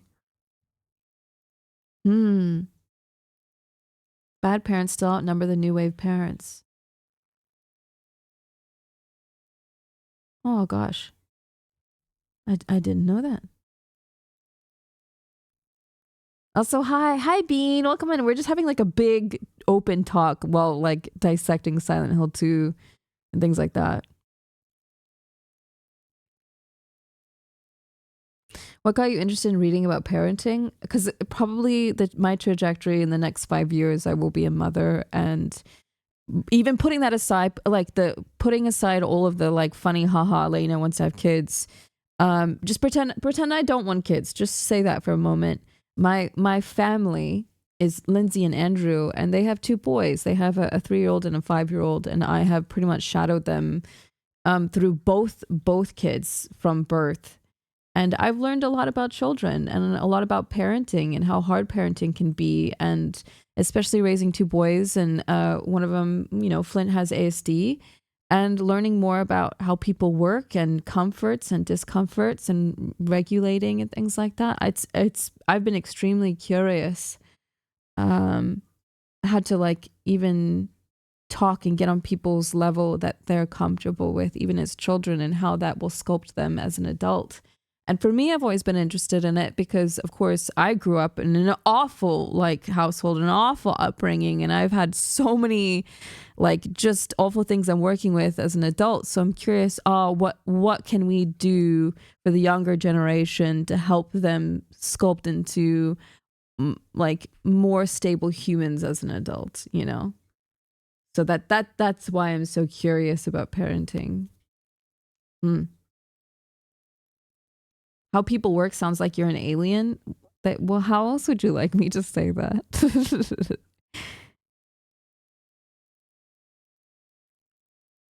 Also, no shame. Welcome back at a tier 3 for 42 months. That's huge.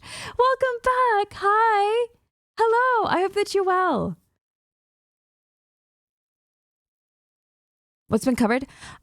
We like the explanation of Silent Hill 2, and we just finished Angela, and we're going over Eddie and then Laura. To Luca Prison's cafeteria, Eddie's tone has changed, becoming something slightly more disturbed and sinister. Killing a person ain't no big deal. Hi, Lord. Welcome back for 37 months. Hi. It would seem that the longer Eddie is in Silent Hill, the more his layers get peeled back, revealing more about the real reason he is there. In this scene, another body is present, and Eddie initially is happy to take responsibility for the unknown man's death, claiming he was making fun of him. After some pushback from James, Eddie very quickly goes back on what he said, saying that the body was already there. It's strange behaviour, almost as if Eddie feels he has something to prove, trying to make himself seem dangerous. I think in the remake, Eddie's like hat was too small for his head. His previous demeanour.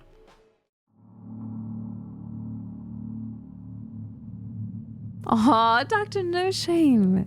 Thank you. Thank you so much for supporting the channel. I appreciate that a lot. What are you Thank doing? you very much. What does it look like? He always Thank busts my you. balls. You fat, disgusting piece of shit. You make me sick. Fat ass, you're nothing but a waste of skin. You're so ugly, even your mama don't love you. Well, maybe he was right. Maybe I am nothing but a fat, disgusting piece of shit. The seams, however, are slowly unravelling. During their final encounter, James steps into Eddie's other world. Eddie's cold detachment from reality manifests itself as a meat locker with bodies hanging from the ceiling. What? It's at this point Why'd you Eddie say, has oh my God, finally Layna, lost what? it, and there's no getting through to him. What'd I do? A life of torment I'm just at the sitting hands here. of others has sent Eddie over the edge, to the point where the only way to stop them in his mind is to kill them. What? Laughing?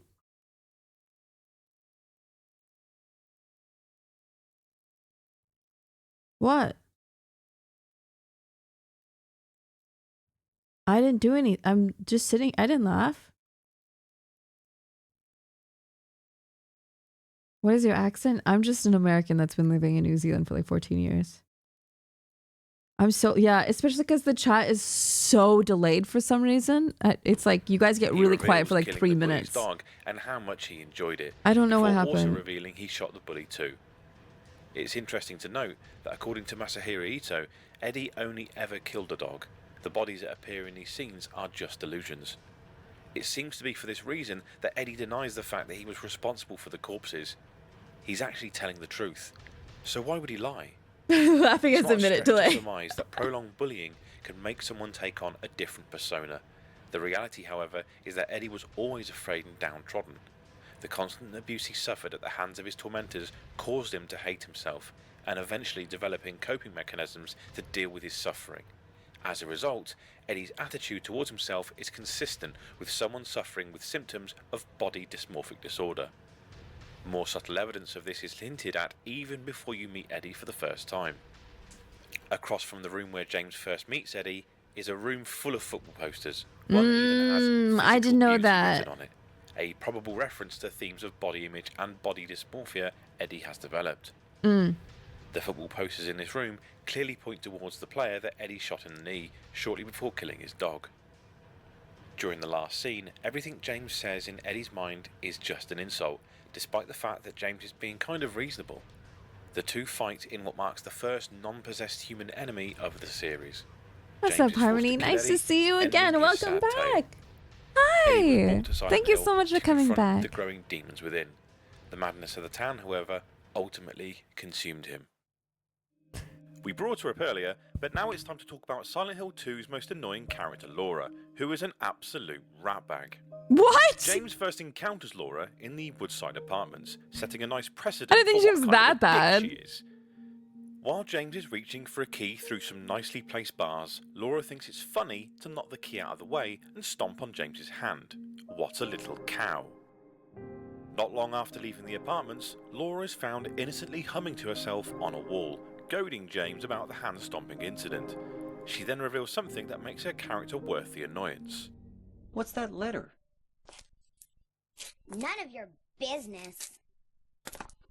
Alright, hi. Welcome back for 9 months. How do you know Mary's name? Before James It can sounds question like her she's further, kind of a jerk Laura in the runs away, original, which but the becomes remake she something of a wasn't that regular bad. I don't occurrence. think. Not at all. She is later seen, as we mentioned before, talking to Eddie at Bowl-O-Rama. A piece of dialogue here reveals that she actually runs away a If lot. you did something bad, why don't you just say you're sorry? Well, I guess I run away a lot too. When she sees James again, guess what she does? Runs away! Laura gives off the impression that she doesn't like James too much, but still gives us no clue as to why. This is made even more apparent when later on she locks James in one of the hospital rooms full of monsters. Thanks, Laura, you dick! During the final portion of Silent Hill 2, it's finally confirmed that Laura did indeed know Mary. Laura gives James a letter that reads, "My dearest Laura, I'm leaving this letter to Rachel to give to you after I'm gone. I'm far away now, in a quiet, beautiful place. Please forgive me for not saying goodbye before I left. Be well, Laura. Don't be too hard on the sisters. And Laura, about James. I know you hate him because you think he isn't nice to me, but please give him a chance. It's true he may be a little surly sometimes and he doesn't laugh much, but underneath he's really a sweet person. Laura, I love you like my very own daughter. If things had worked out differently, I was hoping to adopt you. Happy 8th birthday, Laura." After he has finished reading the letter, he asks Laura this crucial question. Laura, how old are you? I turned 8 last week. So, Mary couldn't have died 3 years ago. Earlier, James was adamant that Mary had died 3 years ago. Clearly, this wasn't the case. James's trauma over what he did to Mary had fractured his mind, covering up this fact. It's revealed shortly after what he did to Mary, and Laura does not take it too well. Confirming what was said in the letter, Laura lambasts James, saying he didn't care for Mary, before quietly leaving the room. In most cases, this is the last time you'll see Laura. She is only in one of the game's endings, which will be discussed in more detail later. Otherwise, it's assumed that Laura leaves the town unharmed. She was never there because she was called. She was genuinely a friend to Mary and was there for her near the end. Because she was innocent in all of this, Silent Hill seemed like just a quiet town to her. No danger at all. Instead, she was there looking for her friend, only to be horrifically disappointed in the end. I still don't feel sorry for her. Dick. Also Now, ordered groceries, so let's they talk might about be those here pesky like within creatures the that roam hour. the streets of Silent Hill. What I'll be doing is looking at the enemy types and briefly describing why they are there. Everything is there for a reason, meticulously planned from the start. As we discussed before, Silent Hill shapes itself based on the Okay, we're going person, over the enemies bringing now. to light their innermost thoughts. I think at the end of going over the enemies right here, I'm going to stop the deep dive and then let's go over the endings for the remake and then let's load up the game and just kind of see New Game Plus, like what it feels like, the puzzles. I just want to be back in the world for a bit and see if I do have a save that we could do 2 of the endings, because if you have a save right before the final boss, you can change the ending. So let's do that together. Fears and desires. James has many demons, plenty of food for Silent Hill to feed on. Anyways. Let's look at the first creature you discover in the game, the Lying Figure.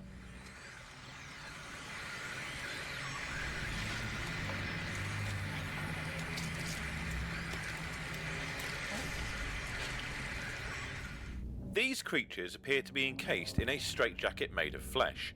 Pretty grim. They scurry across the ground, making horrible high-pitched wailing noises, and seem to love hiding under cars. Good night, Tyrion. The lying figure is meant to represent the image of a hospital patient squirming in agony, and is a physical manifestation of James's internal suffering. The novelization also mentions they were created from feelings of confinement, which makes sense considering the straitjacket they wear. Masahiro Ito stated that he designed the lying figure as reminiscence of Mary in a state of terminal illness. This adds another layer to the lying figure, also making it a manifestation of how Mary envisaged herself, trapped in her own body with no hope or chance for escape. The lying figure's main form of attack is to spit acid like mist. Many have theorised that this is a representation of the harsh words Mary would say to James, as in to spew venom. Tied all together, you have a very real representation of James's internal suffering. He felt very restricted during Mary's final days, unable to touch her, hold her, or be with her sexually. The very fact that she seemingly resented James for all of this just made it worse, and is subtly manifested in the form of the lying figures. I wonder why Next she up, blamed we James. That have seems the weird. bubblehead nurses. These suggestively dressed monstrosities are a combination of 2 things. Firstly, the anxiety James felt as he watched his wife dying slowly in hospital, surrounded by seemingly incompetent doctors and nurses. Secondly, and more obviously, they represent the very high levels of sexual frustration James was feeling during this time. I mean, Christ, they even die with their legs spread wide open. Their heads being covered in bubble is a direct reference to the suffocation Mary endured at the hands of James when he smothered her with a pillow. Another constant reminder of what he did. It's noted that their heads convulse with vigour as if they were trying to break free from their constraints. Hi, Dark. Welcome on in. Closely tying in with the sexual themes is another common enemy you'll find in the game, the mannequin. Mannequins are 2 female torsos fused together, the bottom used for walking, while the footless top pair of legs are used for striking. Like the nurses, these also represent sexual frustration, James's natural urges embodied. The first time you encounter these creatures, 2 of them are being abused by Pyramid Head. But more on Jaha, him thank you later. so much for the gifted This leads subs. many to believe That the was scene very is kind of you. representative Thank you of so James much. acting Welcome as on an oppressor in. over his wife Hi. Mary during their final moments together, something which is alluded to when you discover Thank the you. tablet of the oppressor later in the game. Now for the brilliantly named Flesh Lips. These bloated sacks of messy flesh hang from a ceiling and try their best to strangle James. Thankfully, they only appear in one section of the game because they are bloody horrible. According to developer Masahiro Ito, the metal frames they sit in are meant to represent a bed, and the aforementioned flesh lips are meant to be a reflection of Mary's actual mouth, which abused James during their final days together. These are the creatures that Laura locks you in with. Dick.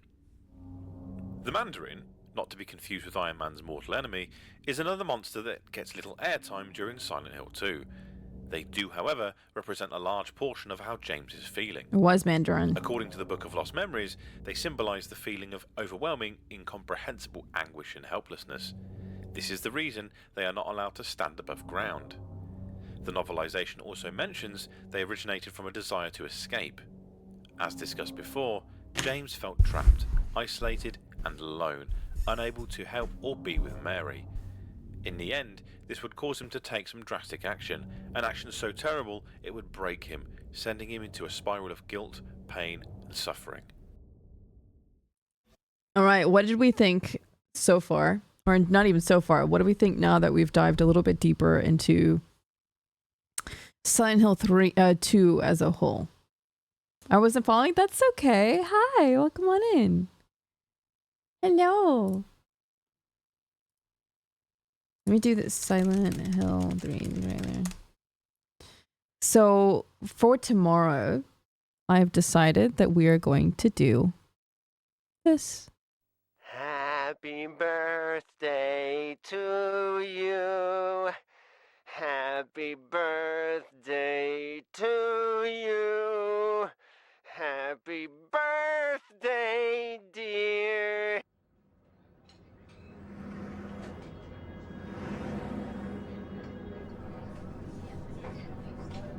I'd be doing this alone if it wasn't for your stream. Well, you're welcome. Can we keep watching just a little bit? I kind of want to jump into the game and get the endings. What more do you want to watch? Like, what topics are you wanting to cover? Ah! Best song of all Silent Hills.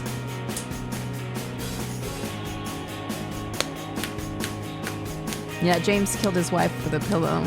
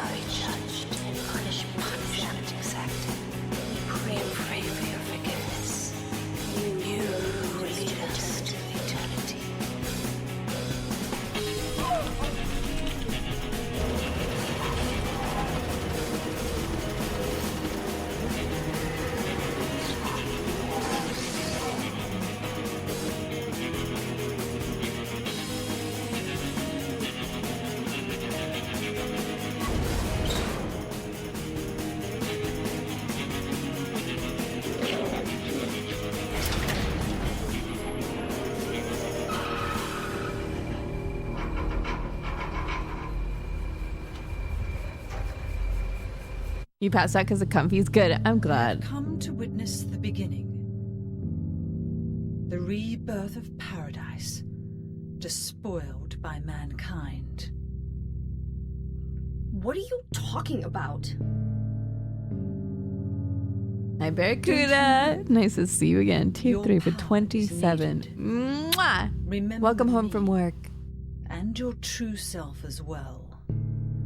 Also, that which you must become.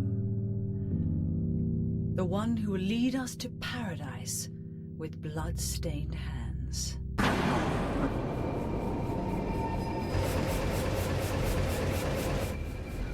when am I going to wake up?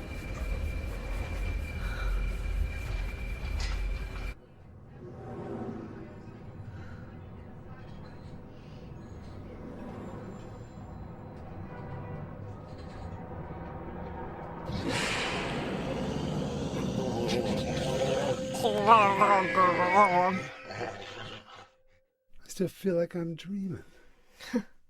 More like a nightmare, I'd say.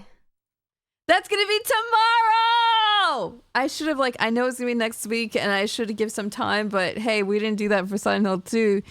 I'm gonna marathon this tomorrow. The stream doesn't end until we beat the game. So if you're like, bros, this is comfy and this is cozy, but I want more gameplay, we're gonna jump right into this tomorrow, 12 p.m. PST, maybe even 11:30, probably earlier. The sooner the better, I think. But ooh girl, ooh girl, ooh girl, we're doing this tomorrow. All right, so I'm gonna turn on the game, okay, and I'm gonna read what we need. Okay, what we need for the extra endings. Does that sound okay to you guys? All right. How to get all endings Silent Hill 2 remake.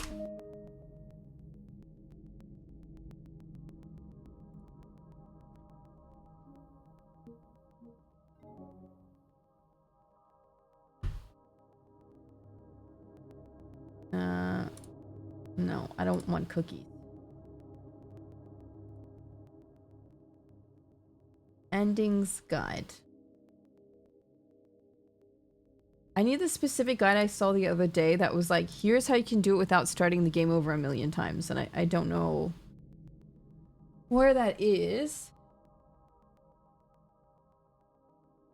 Multiple endings you could achieve on your first run. So how? There are 2 new endings that have also been added by Bloober team in this remake. These endings are far and away the most difficult to achieve, requiring multiple somewhat obscure steps across the entire length of the game. In the base game, there are 3 endings you can achieve. Rather than doing specific actions or gathering up certain items, these ended are influenced by a multitude of choices you make in the background. As such, only one of these endings can be achieved per playthrough. Leave, In Water, and Maria. New Game Plus endings, Rebirth, Dog, and UFO. And then brand new remake is Bliss and Stillness. Let's see. Yeah, so this is wrong because the guide I read was like, just load your save and you can get at least 2 or 3 of the endings. This is it right here. Okay. So, Leave, Maria, and In Water regular endings that can be achieved on both New Game and New Game Plus. It's influenced by certain actions. Hi, Frozen. Welcome on in. Hi. In order to minimize playthroughs, you can use manual saves to manipulate the ending you receive, and the ending you get can be influenced right up until you reach the final boss room. So let's cross our fingers. Let's see if I did not overwrite that save, shall we? Oh, let me see this guide that you just linked.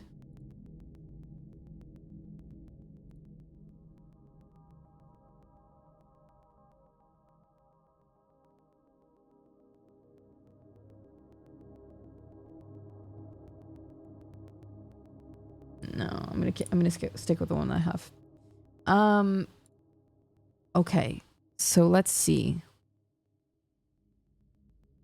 Auto save. Let's look at this one. Right here. I do have a manual save right here that I did not save over. So let's just see.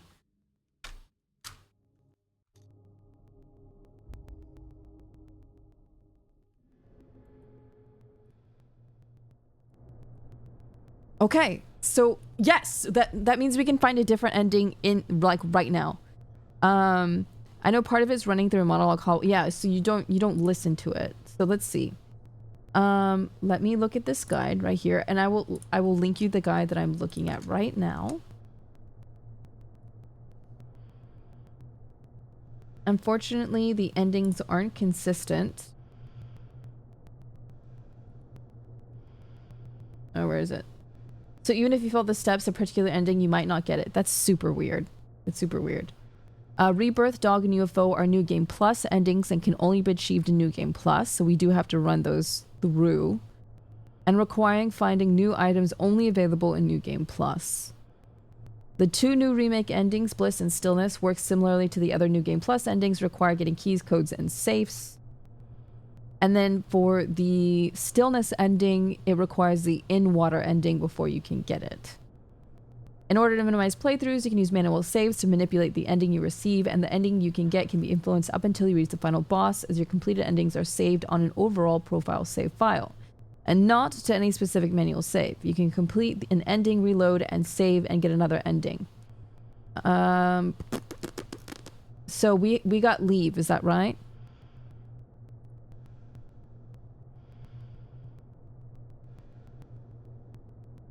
Okay. So the Maria ending. Maria ending is one of the 3 regular endings you can get on New Game, and is the hardest of the 3 to get. As the name implies, most of the actions that influence this are tied to Maria, and unlike the others, can't be influenced right at the end of the game, so we can't do Maria. In Water. In Water is one of the 3 regular endings you can get on New Game, and this ending is required for the new Stillness ending. Below are the actions you can take to influence the ending. When doing the mirror puzzle in Lakeview Hotel, place the rotten apple on the plate instead of the ripe apple. What? What plate? I got leave. When you get to the scarlet egg and rust-colored egg at the end of the game, go through the door and you place the rust-colored egg into. Oh no! Keep your health low. Try to keep it as red as possible. Inspect Angela's knife in your inventory multiple times. Do not inspect the photo of Mary or Mary's letter. Yeah, I essentially went through both. Remember? I was like, oh, this is the same as this one. You can manipulate up until the final fight. Oh. Did I completely misunderstand the assignment? I thought that you can load your manual save and then get a few of the endings. Silent Hill 3 is 6+ hours for one ending, double that for all endings. Oh my god. How many endings are in Silent Hill 3? I think you did. Oh, then I'm just absolutely silly. My bad. I thought that you could get several endings in New Game before New Game Plus. Well, I guess let's watch them. Everyone fine with watching all the endings? You can do that. Just have a save that's a little too close to the end. I thought it was this one. I could have sworn I read somewhere that you load the save that has the multiple red squares. I could have sworn. You can probably make very specific manual saves if you know what you're doing beforehand. Ah, I thought it was right. I thought it was right. That's completely my bad. Oopsie doopsie. All right, so let's get the all endings situated. All Silent Hill 2 endings. I have one that makes it sound like you can manipulate it if you load up a save before you fight the 2 pyramid. That's what I thought. That's what I read as well. That you can manipulate the ending up until that. Yeah, that's what I... Oopie. Okay. Let me get this back up.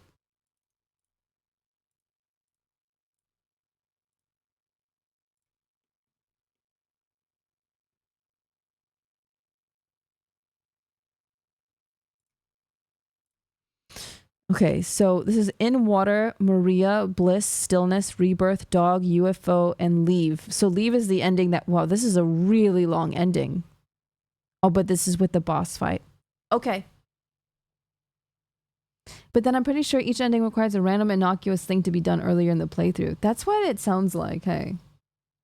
Interesting.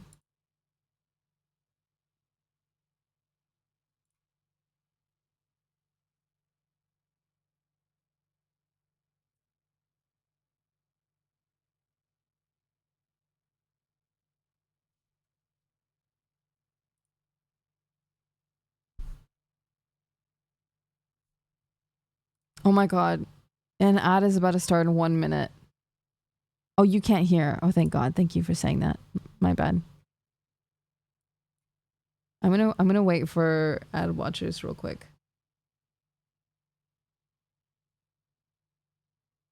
The endings seem pretty difficult, like maintaining health above a certain level seems like a pain in the ass. Another one was like, don't look at Mary's photo or look at Mary's photo.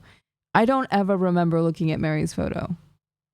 And then I never inspected Angela's knife. And one of them is you have to, and one of them is don't. Don't worry, ad watchers. I'll wait until you're back. Don't even stress about it. I want to do... God. I can't wait for Silent Hill 3. From what I've read, there's kind of a point system. Yeah. For Maria, you have to check on her. So that's interesting. Do you remember when we got soft locked out of the game and I checked on Maria and we watched her walk away out of the room she was sleeping in?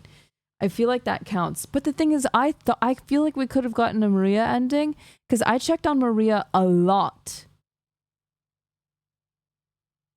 Oh, no, don't worry. I'm not crushed. I did read that you have to play through New Game Plus all the way through to see half of them. Yeah.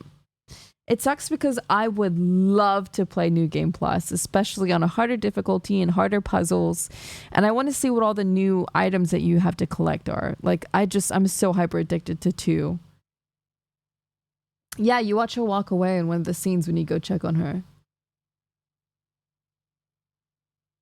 Oh, don't bump into her. Oh, I let Maria get hit so many times.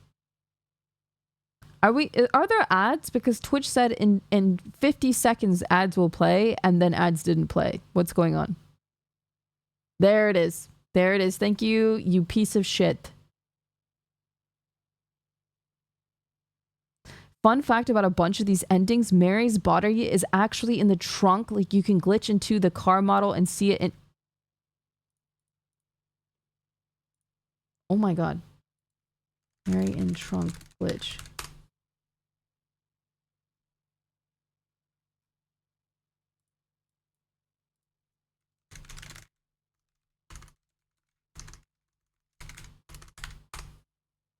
What?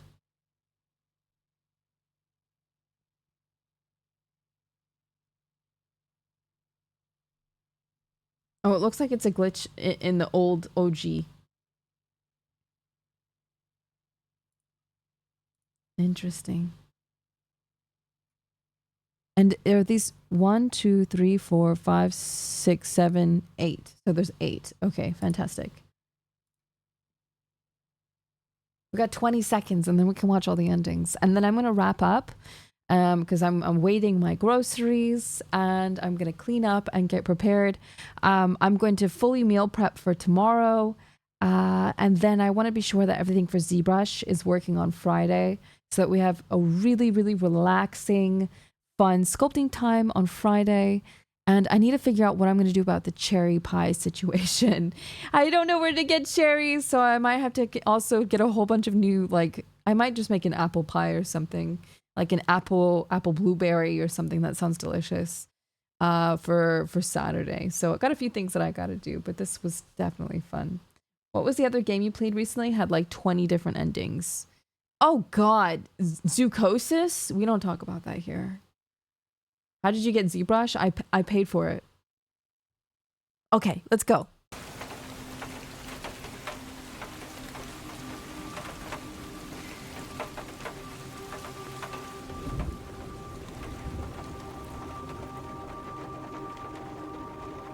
I miss you so much.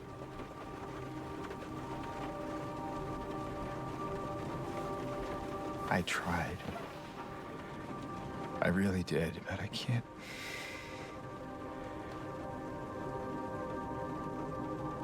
Just can't go on without you. I can't forgive myself for what I've done. Oh, Grun had like 20 endings as well, yeah.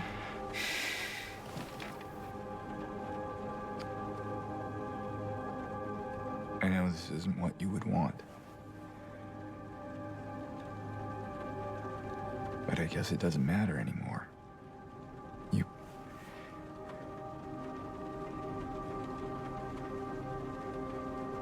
You're not here. Are you?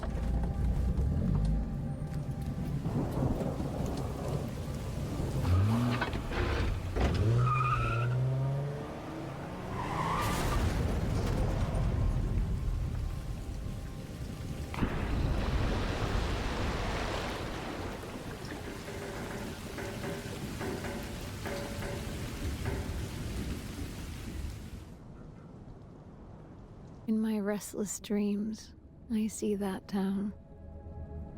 Silent Hill. You promised you'd take me there again someday. But you never did. Well, I'm alone there now. In our special place. Waiting for you to come and see me. But you never do.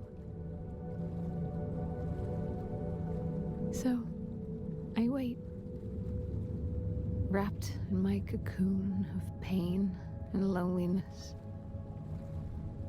I know I've done a terrible thing to you. I wish I could change that, but I can't. I feel so pathetic and ugly laying here.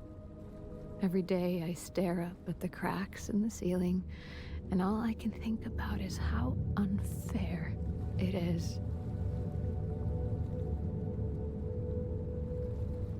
The doctor came today.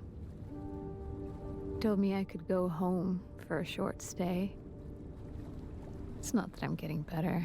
It's just that this could be my last chance. Even so, I'm glad to be coming home. I missed you so much. But I'm afraid, James. I'm afraid you don't really want me to come home. Every time you come to see me, I can tell how hard it is on you. I don't know if you hate me or pity me. Maybe I just disgust you. I'm so sorry. When I first learned I was gonna die, I couldn't accept it. I was so angry. I struck out at everyone I loved. Especially you. And that's why I understand if you hate me. But I want you to know, I will always love you. Even though our life together had to end like this, I still wouldn't trade it for the world.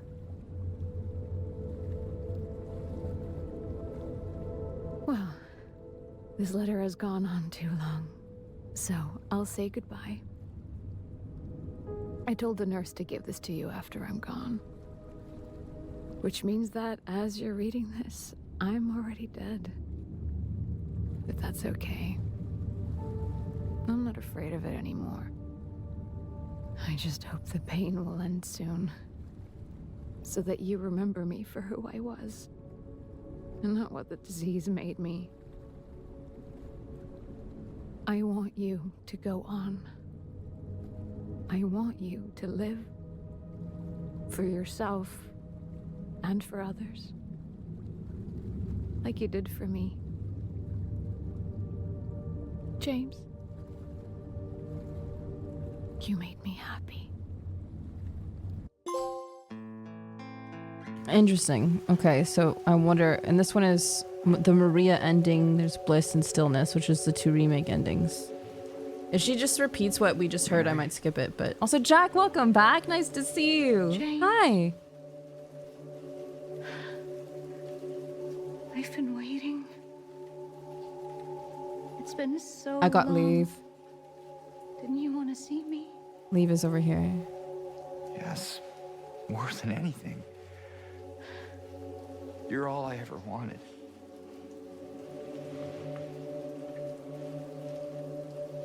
That's not true. Is it? Mary? You killed me, James.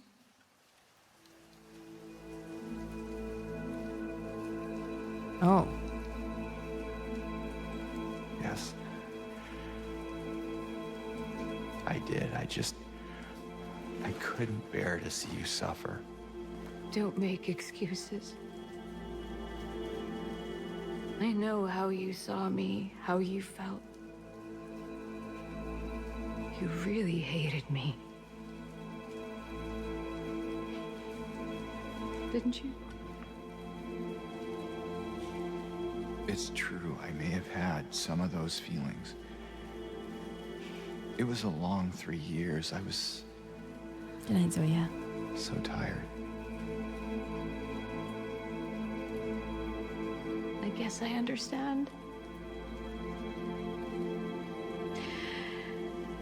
I know I was a burden. You wanted a long, happy life. Something I couldn't give. can she?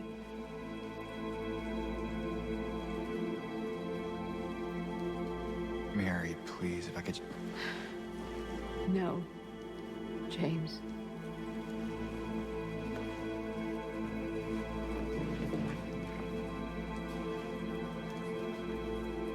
Those were the last precious moments I had.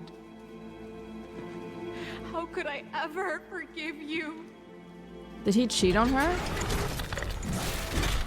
Oh god.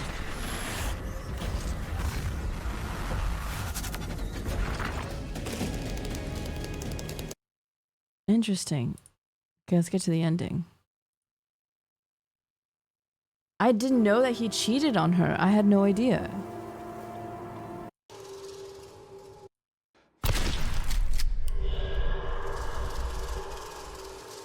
Oh yeah, the strip clubs. I did know about that.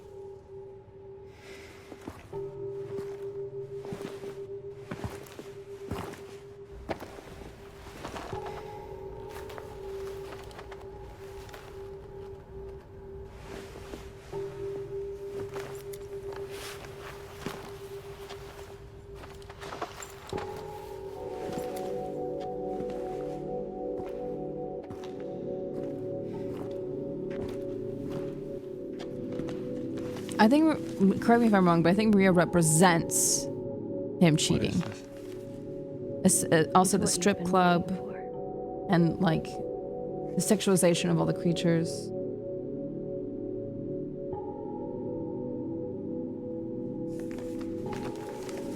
I don't believe that James saw his wife as a dead woman walking. I think that after 3 years of struggling with that, people are all different, right? And it's always supposed to be in sickness and in health, but some people can't handle their partner being sick. I've heard so many horror stories about that. And some people do great and are with them from to the very end, but James was not one of them.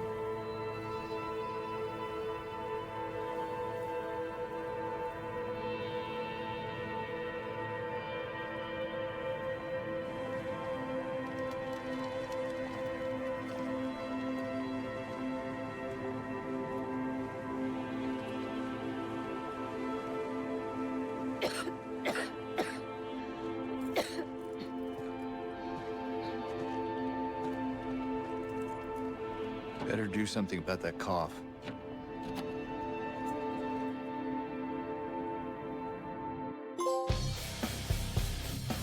Is that indicating he's gonna kill her? Like, better do something with the cough and then kills her? What's... Is that what that meant? Jesus. Alright, here's the remake, one of the remake endings.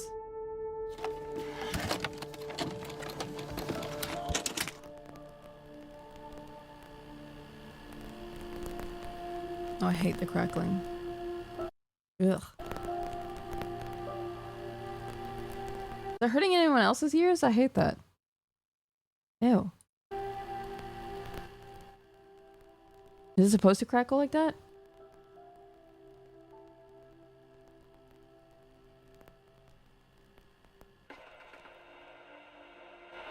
There we go, that's better.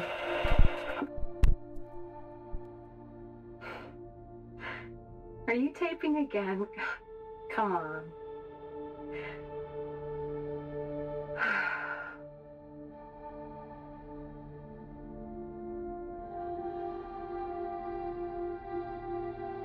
I don't know why, but I just love it here. It's so peaceful. I thought You we know watched what I this. heard? This whole area used to be a sacred place. We saw this exact thing in I Leave, think I can see why. right? Saw this tape. It's too bad we have to leave. Promise you'll take me again, James.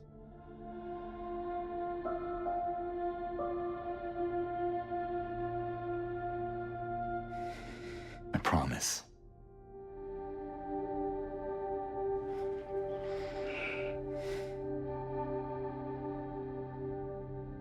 Come on, we need to finish packing.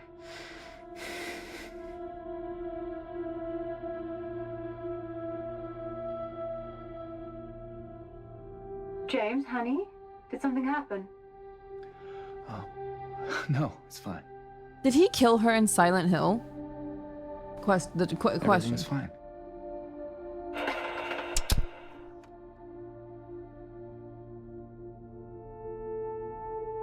No. Okay.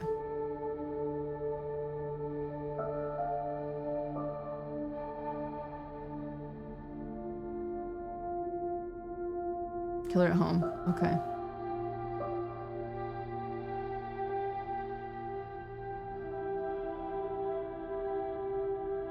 Yeah, I'm with Ghostifer. He went in the TV? James! No!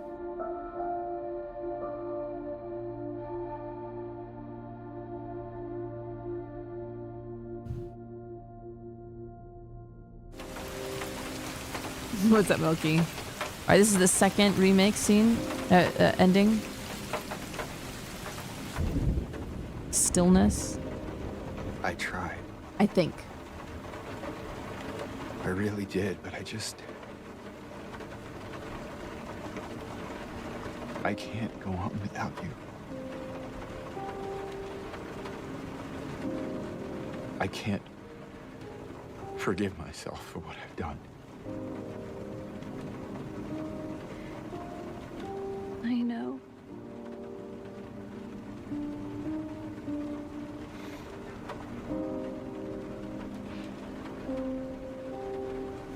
What's wrong, honey?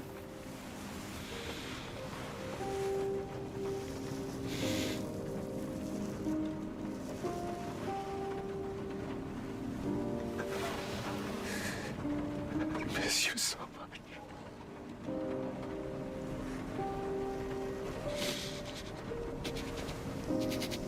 I am sorry.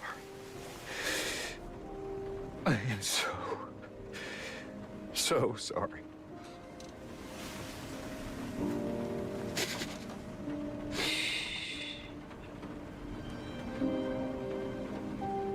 It's okay.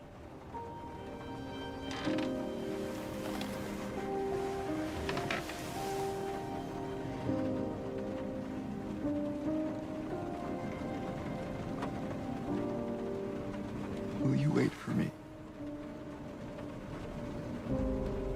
James. I've always been waiting for you.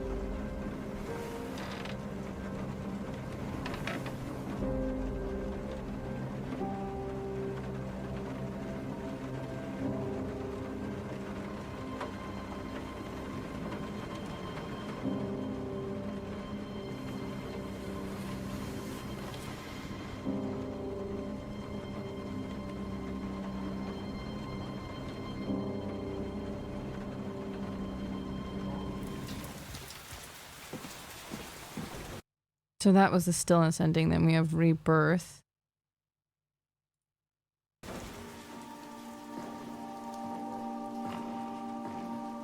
Hi, Stitches. Welcome back. James. Hello. What's wrong? Aren't you happy to see me? I'm sorry. I know what you are, Maria. What does it even matter? I am here for you. You're not her. She's gone, and she's not coming back. You're wrong. There's a way. I can still bring her back. What?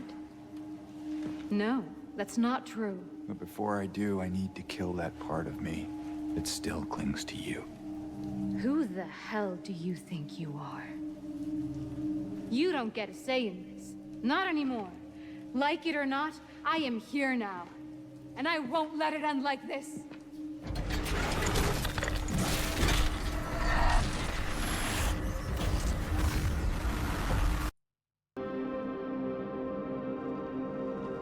Okay.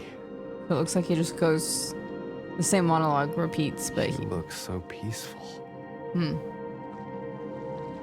Forgive me for waking you. But without you, I just can't go on. Where's he going in the boat? This town, Silent Hill. Is that the body in the boat? The old gods haven't left this place. And they still grant power to those who venerate them.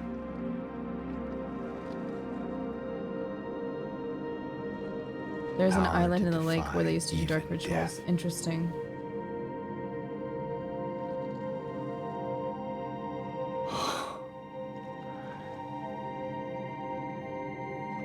Very.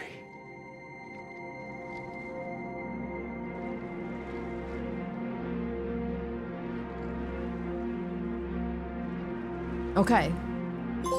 Guys, now we got dog and UFO. Are you ready? Woo! Doggy! Yippee!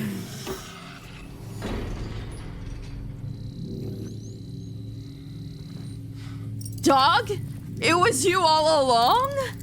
Where's Mary? Fuck that shit. What? What did you just say?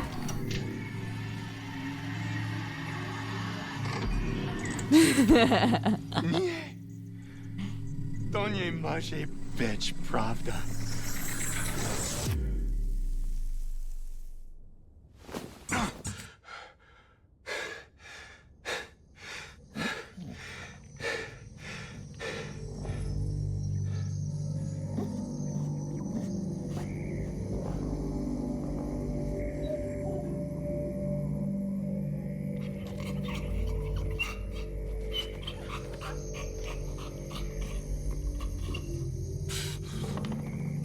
Dog.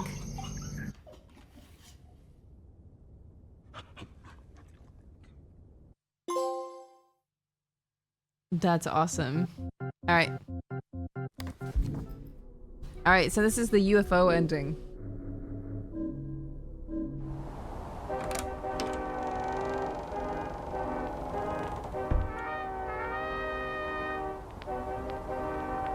I didn't skip it. I didn't skip it. That's just a part of the video. The video skipped it, not me.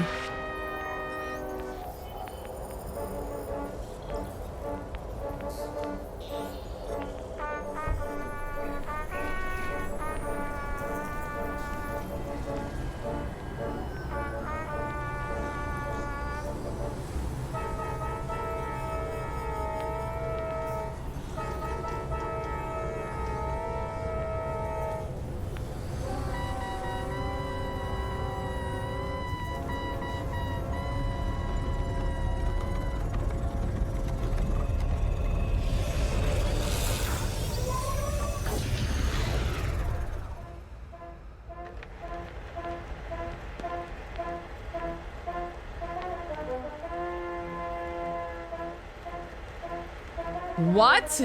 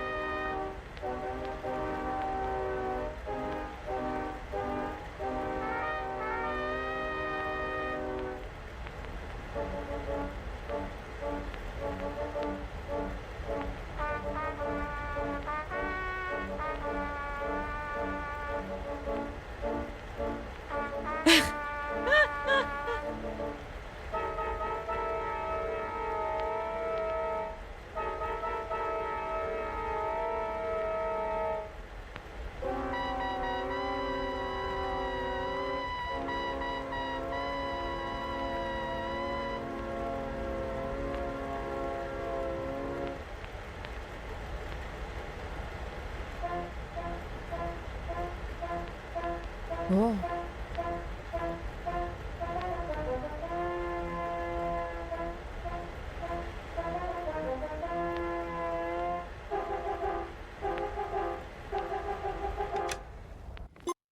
And without further ado, guys, that's all the endings. What were your general feelings? Like, do we love Silent Hill 2 remake or what? I think the remake ending of her in the back of the car is probably the best one in my opinion. Very extremely much. How many of you guys are gonna be here tomorrow for the Silent Hill 3 marathon? 12 p.m., maybe 11:30 p.m. PST. It's unfair to call the game of the year, but I would totally vote for it. What makes that unfair? I mean, that's why I always try to say it's my game of the year. I think there are plenty of good games, but for me, it's my game of the year. Me! Is a game from a different year? What do you mean? You do not, wasn't there a game that came out in like December one of the years and that one game of the year? It couldn't compete with Wukong? Oh, and I love Wukong. I've religiously been playing it and I feel like it's better than Wukong. But it's two different games, you know? Two different games. Rebirth? Rebirth came out in 2024? Oh, and Dragon's Dogma 2, huh?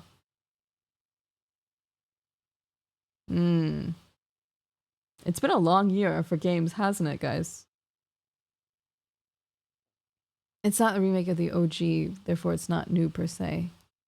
Yeah, but just because it's not new doesn't mean it can't classify as a game of the year. That's a little unfair. I do think, yeah, this is the best horror game. Yeah.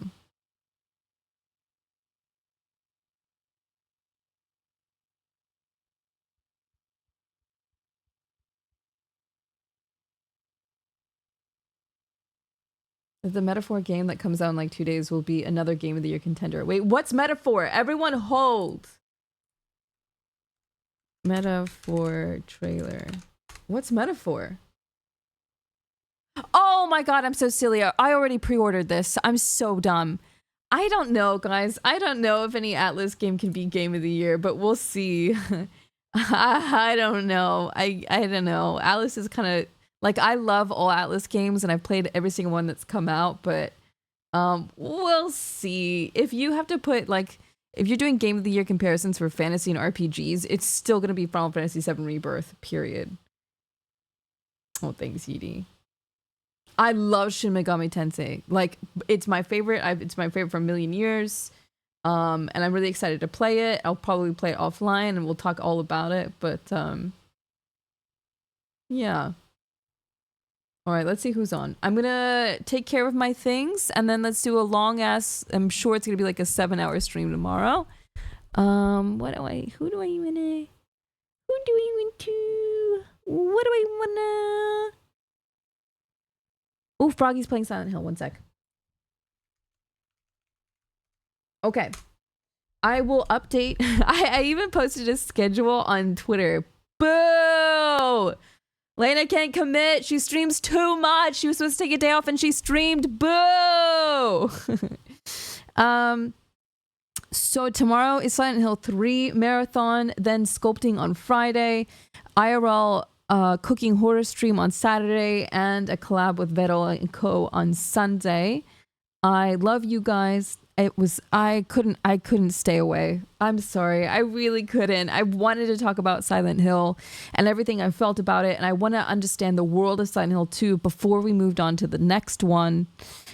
And I don't know. I'm glad that I did. So yeah.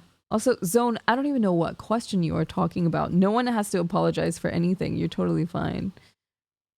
DD2 is not that great. Is this a Persona game? Real canon ending? I just read all of your messages. Nothing you said was offensive. You are okay. Give yourself a big hug, bud. It's very difficult to offend me, especially when I'm live. You're okay, man. Don't worry about it. I will see you guys bright and early tomorrow for a long adventure into Silent Hill 3. See you soon, everyone.